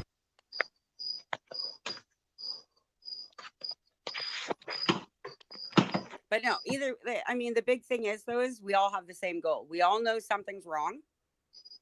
And you know what I mean? Like, again, there's no winners in this. It's not Survivor. There's no prize at the end. And the only thing we can do is push publicly to make them reopen the case. Because whether Chris did it or didn't do it or did some of it or whatever, there's no way this man did all of this in the time frame allotted by himself. It's not humanly possible to do all of that in the time frame allotted. What was the time frame? Texting and calling people and digging a hole and all these other things all at the same time. There's no time. What was the time frame? From what I just read on and the discoveries I just uploaded, I think I had a pretty damn good line of the time frames from his text to I think it was Cody Roberts. I think he got to Serby at around 6:35, and it was actually 6:53 when he arrived. Because he texted Cody at 6:31 and wanted to know where he was at. I think that he done that for preventive maintenance to make sure he wasn't going to pull up, you know, and they're there.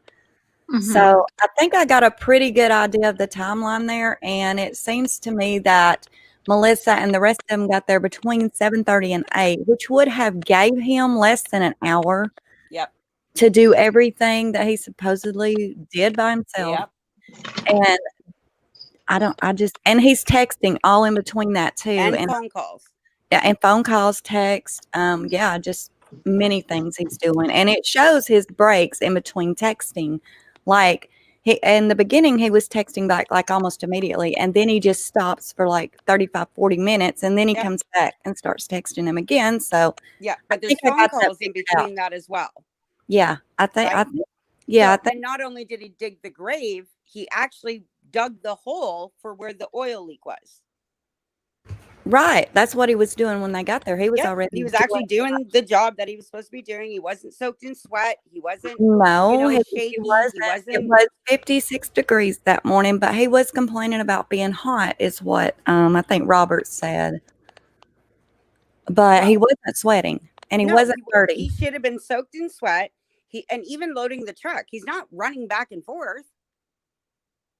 If I'm loading a body, I'm going to look like an idiot. I'm going to look like a pinball. In and out, in and out, in and out. Over here, look here, look there. He's just taking his time.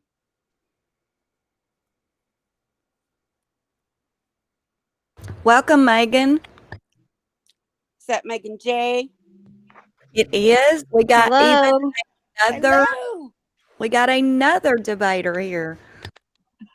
totally different than all of us think. So let's listen to her. Yes. Mm-hmm. I wanted to jump in and talk about the dead weight because it seems to get brought up a lot.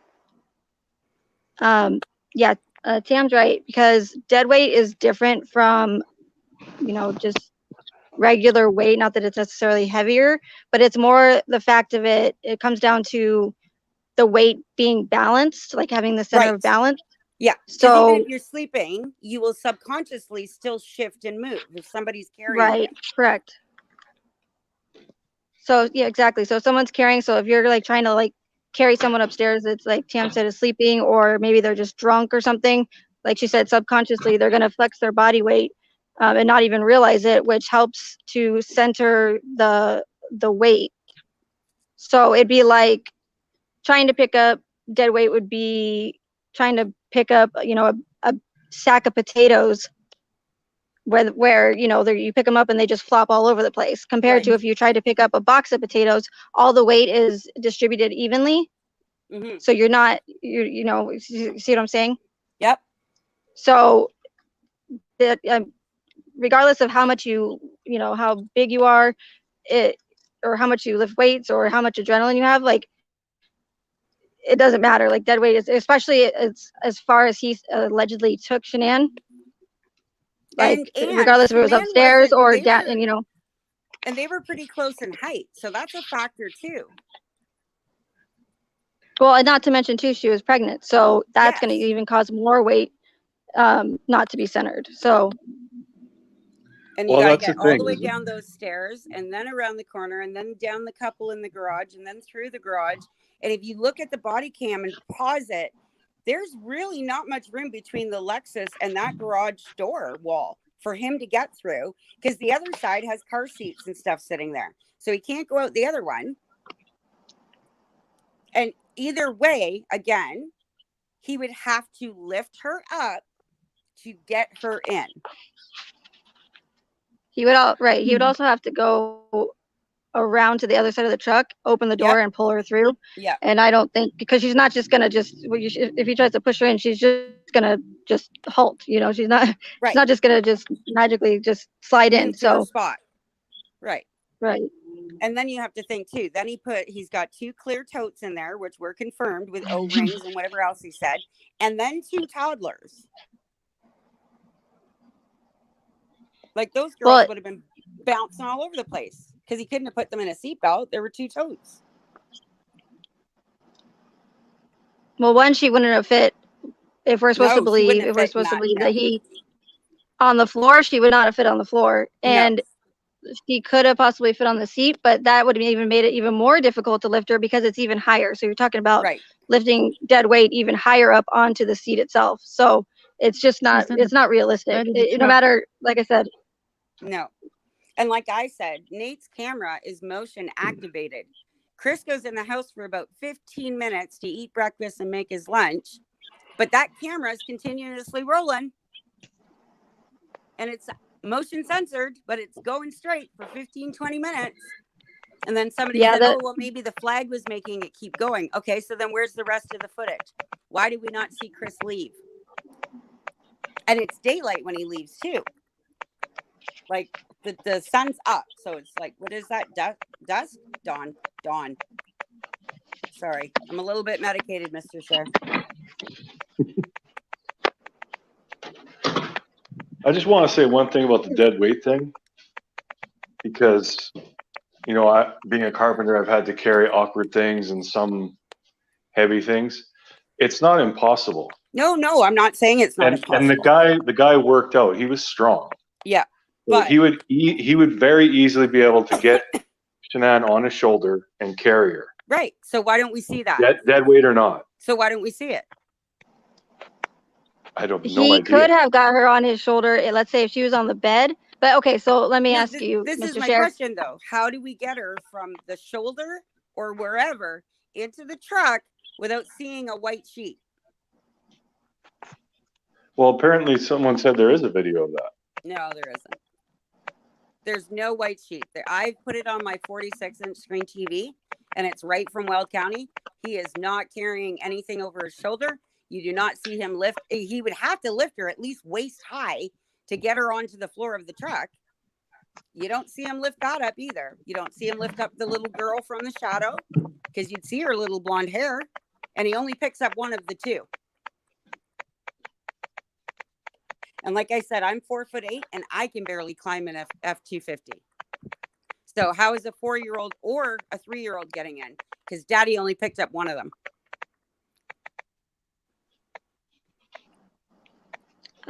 Mr. Sheriff, I have a question for you. I When you were love this, lifting, Mr. Chair. when you were lifting the weight, what was the distance you were taking these heavy items? And for how long? It varies. But are they wobbly? But again, upstairs and are then they tight, wobbly? right. Like, but think again, of a great big gooey. What are those things the kids play with and you squeeze them? They're like gel inside. Think of her being that big. So you're carrying something almost your height, Mr. Sheriff. Dead weight, but it's going to be like there's no help from this dead weight. And it's not balanced, like Megan said. And you're rushing. You got to rush because you have to be at work on time too. Yeah, like I'm not saying that he did this alone or anything, but I'm just saying as far as the weight thing, it's very easy. Carrier. It's very easy. What were you lifting? I'm sorry, what were you lifting again? Did you say?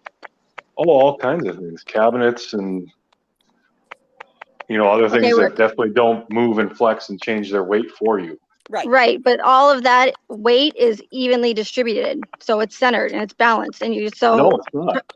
Because you have to cabinets think, aren't balanced. You just throw her over his shoulder. She's got a 15-week pregnant belly there. Okay, I'll give you another example. When I applied for the police, part of the obstacle course, you had to take a bag that was filled with sand. Yes. That's obviously dead weight. Yes. And that was 130 pounds. Yep. And you had to pick that up and carry it around an obstacle course. Yep. I wouldn't say it's necessarily dead weight because the sand is still like it's not like a sack of potatoes where the potatoes are going to flop everywhere. The sand is weighted into one position, however you're holding it. So that's going to be the weight's going to be centered and balanced. Do you see what I'm saying? But it is a close thing to think. No, it's not. It's in a stack. It moves around. That's the whole point of it. Great minds, Dixie chick. Great minds, girl. At the same time, I've also watched, because I love me some firemen. Well, Mr. Cheryl, no. The firemen in Canada are hot. Even Miss Cheryl, no. But when they drag those dead body and they have those agility competitions and stuff, I mean, I've seen the best of the best not even be able to do it. Or the Army, when they do their agility training and they've got to dig this trench and it's got to be this deep and it's got to be this fast. And Chris Watts is not in the Army. He's Chris Watts and he can do push-ups with his 3-year-old on his back. And he works a computer in the oil field. He doesn't even get his fingernails dirty anymore, really. Because he's a boss now. Oh, and by the way, that was just recent too. Chris only got the promotion as of June 1st. But no, I mean, it's not impossible. No, it's not impossible. It's possible, but thank you. That's my point. You have to look at all the circumstances surrounding it. Like he wasn't winded. He looked docile, calm. He looked robotic. That's almost like he wasn't winded at all. No, I mean, you can't see much on that video, but you can tell that this guy was not in any hurry. Exactly. Like stressed out. I'd be running back and forth, like, what the hell? Like dodging this and ducking here. And, because he knew the camera was there, but he's just walking to the truck, And not only that, if she actually was wrapped in a sheet, that would have made it even more difficult to lift her up. Yep. Because trying to grip onto a sheet. Yep. And then you have her getting from, let's just say it happened in the bedroom or whatever. He takes her off the bed, and then he says to us that he was carrying her, but then he dropped her on the stairs because she was too heavy. And then so he's picking her up, and then she's, you know what I mean? So that's a lot of lifting and, dropping on the ground and lifting up again. That's pretty exhausting, I would imagine. To work on time. Because Chris wasn't late for work, but Troy certainly was. And not only that, but the coroner said that she didn't have any external bruising or injuries. So if he would have dropped her on the stairs, like he said, and or taking her out of the truck. And I'm sure he didn't take her out of the truck gently. She would have had some sort of post bruising on her. I believe the autopsy is sketchy because they didn't even mention her neck scar. Right. And it's very obvious, Well, they did mention what did they say? The hardware. That there was hardware in her neck. But no, they didn't actually. Right. They didn't actually mention the actual scar itself. I don't believe. But right. No, they didn't. And they didn't mention any of her diseases. But they did mention the hardware. That's 100%, Megan. And the thing that's weird though is that it says in the beginning of it that they told the coroner that she had the neck surgery, which I don't know if that's normal or not. To me, that seems weird because that would be like doing their job almost. The coroners, I don't know. You think that you'd have to leave it up to the coroner to find this stuff out, not tell them ahead of time. But I mean, I know that they're supposed to tell them some, like the circumstances surrounding what happened, but I just thought that was a weird statement in the autopsy. Yeah, no, absolutely. And the fact that nobody did physically ID any of the bodies. Nobody.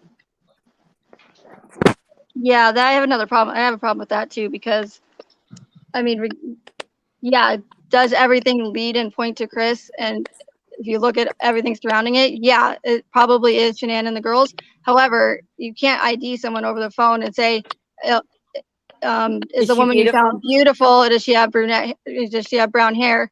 Yeah, that's my daughter. There's a million women out there that, how do we know if you want to get crazy and say that they ran away together or something and then it wasn't really something like, I mean, you just can't ID over the phone. No. Right. Or is the little girl wearing a pull-up? Oh, it must be Cece. No, you know how many like toddlers wear pull-ups? Like it's just not realistic. It doesn't happen that way. See, and that's another thing that bothers me too. If those girls were in those tanks for 3 days in temperatures of 95 and higher, why was the pull-up even still a thing? Yeah, that thing would have been disintegrated. It would have, there's no way. Why were the pajamas still intact? Why did Shanann not have a full coffin birth? Why was she still in rigor mortis in a downward dog position?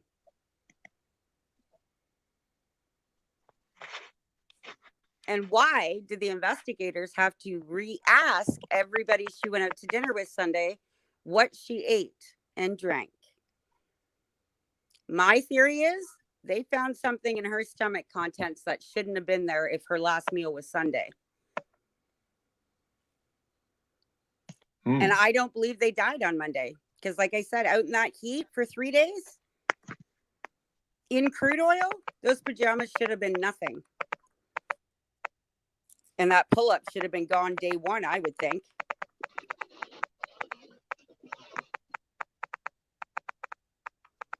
Is crude oil that acidic? Yeah.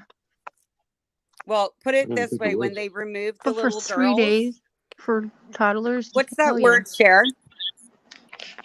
Cher, what's that word they said when when they were taking the girls out of the tank, Mr. Cher? I think it was Cece's hand literally slipped off. DNA was done. They did take DNA. They had to go back and they had to go get it. Yes, but they never analyzed it. But the diaper's still intact. None of the DNA was ever analyzed because the judge denied or declined that request.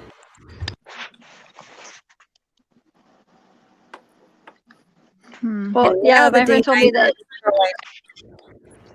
it's been destroyed now. All the DNA has been destroyed. Well, we don't know that though. It was to be destroyed 1 year after, but that doesn't start until every result comes back.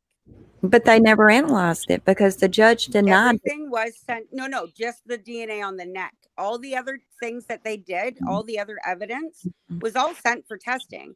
And like, I can't remember if it's Coder that says it or if it's Kobach. And he says, this isn't 48 hours. Like we don't get results back sometimes for over a year.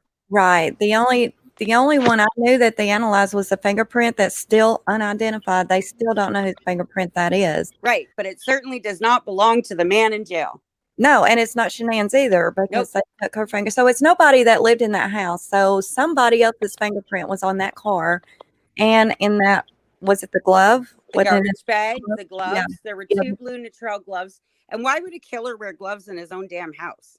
Yeah, there was like unidentified fingerprints. I think the glove, the garbage bag, and his truck, I believe. Yep. And they still don't know who those belonged to. They're not in the FBI data bank. So obviously whoever it belonged to had never been arrested. Right. So back to your thing about the beer can with the gray truck. I actually wrote down, I was able to, when watching the video, I was able to get the license plate. I just need to figure out how to run it. Are you serious? Yeah. On the gray truck, you did? Yep. Yep. Wow. You got the license plate number? Yep. I know it had a camper because they said it had a camper on it. And Betty said that truck was there when she left at 5:15, and that truck was there until almost noon. Yeah, and this right was before Nicole Atkinson showed up. Yeah, and a different neighbor. Betty also said that truck didn't have a camper on it, though. No. I'm talking about the one the other neighbor talked about that did have the camper. Right. Oh. That was cruising around and poured the beer out. And I got to get that video up, y'all. It's not up yet, but I will get it there. I'm going to talk to someone, Tam, if you've got that number. I know a couple okay PIs that might be able to run I that. thought that they did run the plate, and it was, you guys are talking about the beer can that was thrown out that the kids saw, right? Yep. And the neighbor. Yeah. Yep. I thought that they ran the plate on it, and it was somebody. It was a worker, construction worker or something. Oh, I don't remember. Because I think it seeing even said the anything. plate number in the discovery before they started redacting it. I'm not sure. I I'm haven't not. got the discovery part. Don't I've quote me just on that. watched the footage. But it was in the discovery, but I haven't read that part yet. No. Oh, and what about that maroon car that was abandoned? Yeah, the Grand Dam. Yep. And when they went back, when they traced the plates to the plate owner to their house, nobody was there, and none of the neighbors knew who lived there. Not one of them. Now think about the position Shanann was in. Doesn't that click with being in a trunk? Downward dog position, like a fetal kind of. If she riggered wherever she died, that's how she riggered. Like, or you know what I mean? Mm-hmm. I messed that whole thing up. Hang on. I know what you're saying. Because Wherever we've all she riggered, talking in circles. and it was not in that hole because she riggered in that position.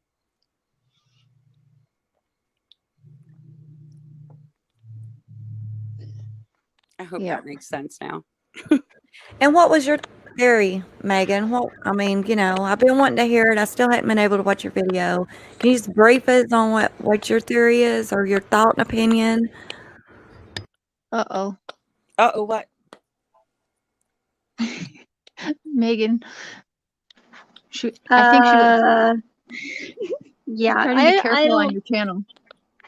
Yeah, I don't want to do that. Unjustified, because I just maybe a different time, because or privately maybe message.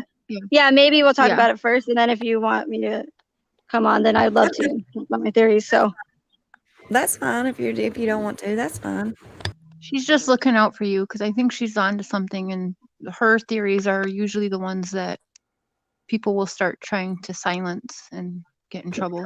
Well, the thing of it is I believe everybody's got a right to their opinion. Rourke used his opinion. Yep. I mean, he threw his theory out there. We don't know that Chris separated them because he wanted them to separate in death. That's the way he's seen it, you know. And he read the same discovery we did, and that's right. His theory from it. But the worst part of all of that is he put a man away for 5 life sentences on one theory, and then he changed his theory because he said he carried them out like trash. 9 months later, somebody sees a shadow. Oh, no, he killed the girls out at the oil well now. Yeah, he did say that he carried them all out. Different murder scenes. Yeah, and he also made the statement that you can never believe him, you know, so I don't Mm-hmm. Rourke's whole thing, and even him sitting there saying what the autopsy was and how bad Bella was messed up and everything, that was wrong. He had no right doing that, in my opinion. That should have went straight in privacy to the family, not to the whole world. And the family heard it at the same time the world did. And that was wrong. Yeah. I mean, they should have known that. That's the first time they heard about all of that too, you know? Yeah. Imagine that, you know, sitting there in court and then the first time you saw her poor dad. Yeah, I mean, that's Rourke handled, I don't know. I'm not a fan of Rourke. And if anybody here is, I'm sorry, but I'm not. No. No. And like I said, my big thing now is I'm trying to get people to push on him. Make him do his damn job. Thank you, Dixie. And Tam, I have been reading where he has been caught up in some corruption lately on other things as well. Oh, yeah. There was a guy that had a hit out on him, for Pete's sakes. Legit. Jesus. Well, you know, I mean, he seems, I don't know, he wanted to be the hero that day, but at the same time, the way he was going about it was all jacked up. I would never have looked at him as a hero. You know, it's like, tell the family this. Don't tell the world. Right. You know, it was upsetting to me that the media found out about Shanann being deceased before her mom and dad did. Yeah. But they do that though. If you remember, even Casey Anthony was in the interrogation room on that day and said, how come the media knows everything already, but I don't even have my attorney present yet? I mean, that's what they do. And that's how right. But you have the to media remember, frenzy, that's how the high profile cases start. Who called the media? Just what happens. Yeah, just hours. And it should be illegal, to be honest. Right. They shouldn't be allowed to do that. That's the thing, though. They wouldn't have came because they wouldn't have known until they got a phone call. Who called them? Yep. Nicole Atkinson did. Well, not only that, the news outlets all have, from what I've been told by people, the news outlets are all given a list like immediately. And that's why they're always standing out there. And they're also given a list when people are getting parole and stuff, so they know to be outside. No, they just wouldn't. But yes, they would have gotten it, but they wouldn't have been there as fast if Nicole hadn't called them. But I get it, right? Fastest way to get shit out, right? I get it. I would probably have done the same thing. No, that's not why it happens. It happens because that's when the money train starts. What? Oh, yeah. And all of them are getting paid. Oh, yeah. I mean, I know it's his job, and I know that's what he does. At the same time, what I don't get is the double standard of it. Right. He can get out there and he can tell his theory and his thought and his opinion and be looked at as a hero. Then why is it us random people out here using our public records uses our thoughts, opinions, and theories, and we're bad guys? I don't get that. That's a double standard. Well, for him, and don't forget, he's legally allowed to lie. Oh, yeah, absolutely. So is any interrogation. Right. And like I said, this isn't even about Chris. Forget Chris. This man could do this to anybody that lives in Colorado right now and put them away with absolutely no evidence. Can you just imagine that? Unfortunately, there's a lot of them in all of the court systems. I mean, definitely. But Mama Kay, I'm gonna leave now and call my man and go to bed. Yeah, we're about to call tonight. All right. I want to thank everybody for coming. I hope y'all enjoyed this. Oh, thanks for the invite. I thought it was great. Bunch of different opinions, and nobody, everybody got along. That's a good thing. Oh, 1,000,000%. Because like I said, at the end of the day, it's not about us. Right. I learned about Mr. Cher's underwear. I'd say it was a great panel. Yes. I just want to say something real quick before we get off. That Rourke, I just want to say something. Okay. Rourke only cares about from what I see, is his image. Yep. So, he like Unjustified said that he just wants to look like the hero, and I think that's the reason why he put it up, gave the Ruseks the choice whether or not they wanted the death penalty, because if he would have done it, and if for whatever reason the public's going to be more likely to get mad at him over a victim's, families of a victim. See what I'm saying? But so leave it up to the Ruseks. Leave it up to the Ruseks. People aren't going to get mad at them because they're victims. So, and I look like the hero, I look like the good guy because that was never even a concern anyways, because it was already 95% out of that state. No, I know, but I'm just saying, that as was far just as his him looking ploy, good. Yeah, and his wife was actually a rape victim of a case that he prosecuted. Love you too, Beth. So again, there's that hero thing, right? Oh yeah, it was election day that day too, you know. Yep. So, you know, he had to get a big case out. And you it's know. the only case that technically four people were taken away that was solved in under 36 hours. Isn't that something? That's Isn't crazy. it? It's craziness. That's Yeah. 10 hours shorter than the TV show. That's craziness. Yeah. I mean, you can't even make a series if you went step by step and make a long one, you know. Yep. It's Because the first crazy. 24 don't count. Remember that. Right. Because That's he crazy. very well could have been pissed off at a friend's house. Yeah. So, Well, I from want to like, tell What I'm everybody. saying, Oh, I'm sorry, Tam. Go ahead. no, it's okay. No. No, I'm well, I sorry. was just gonna say, if you guys want to do it, I would go. In my opinion, I would go after his image, because that's what's gonna make him squirm, and that's from, in my opinion, that's what I see from him. Yep. He's gonna do everything he can to protect his image, and if But- somebody That's right. calls him out Can I say and makes him something? look bad, then he'll I think do that's something. a very bad idea. I see what you're saying, but I'm not saying like go after like in that No, way, but no. I'm just, If if you I make just it want what I'm people to saying remember again, when you start messing, because I've done this, okay? No. For Texas, but this is you the will thing though, Cher. you We are will piss publicly people doing off. I'm this. just saying, like, just everyone make sure you like, just be careful. I've gotten nasty messages and threats with going after big hitters. Okay. Okay, okay, well, let me this give you an big example real quick, Cher. I made a video about a case that Rourke covered before, another murder, a controversial case or whatever. I made a video on it, and it was the Ashley Fallis case about the correctional officer. I don't know if you've seen that video that I made, but he pretty much, long story short, the parents had an issue because they felt that the police department covering the case didn't do a thorough job, and they were covering for Tom Fallis because he's a correctional officer. So they thought they were sticking for her, because they immediately ruled her death a suicide, even though they didn't even have all the autopsy done yet or anything. So they had an issue with it, and they kept sticking to it and pushing for, to get the case looked at more. Yeah. And Rourke sent a email to the attorney general, I believe, saying that there was no way that, they did a great job, the police department. There was no conspiracy, there's no cover up, nothing. He was 100% sure. And then a year later, after the parents of Ashley found just a local news person that found their case interesting, started talking about it, and they ended up going on, I think, 48 hours or 20, one of those. And so they brought all this back to the attention and into the public's, to their knowledge, and that made Rourke look bad. See what I'm saying? Right. So immediately he goes, and after already sending a year before saying there was no reason to suspect anything, any foul play, to the attorney general, and how the police department did a fantastic job. Now he goes and indicts and gets a jury together and indicts Tom Fallis.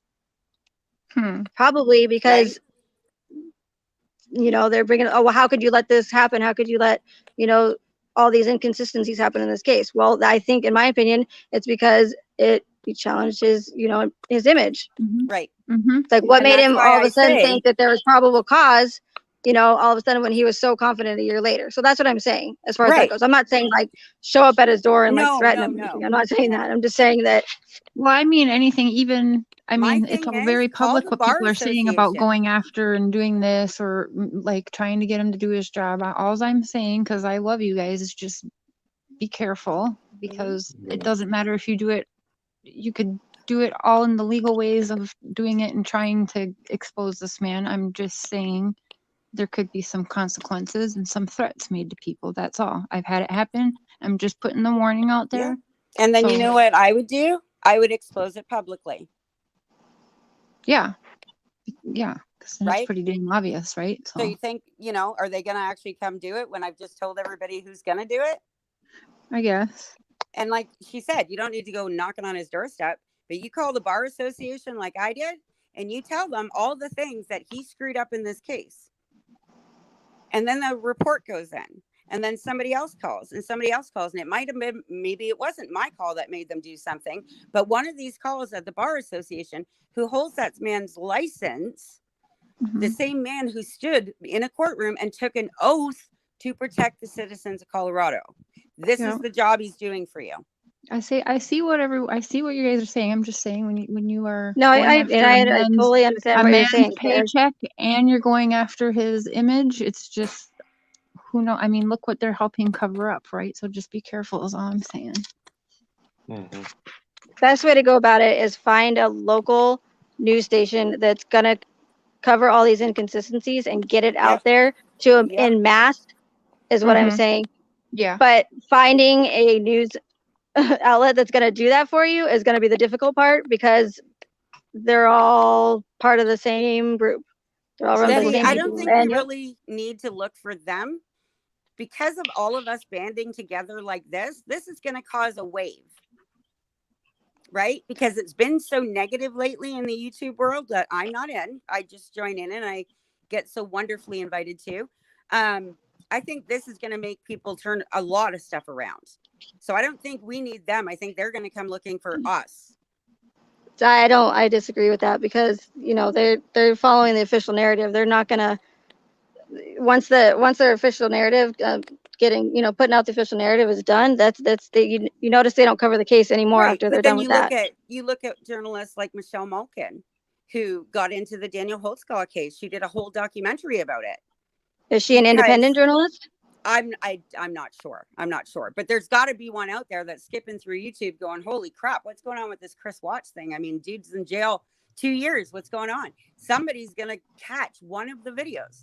Again, might not be mine, or you know what I'm saying? But with all of us joining together instead of fighting each other, right? Not saying you guys are, you know what I'm saying, right? Joining together, that's going to cause a totally different wave on YouTube now.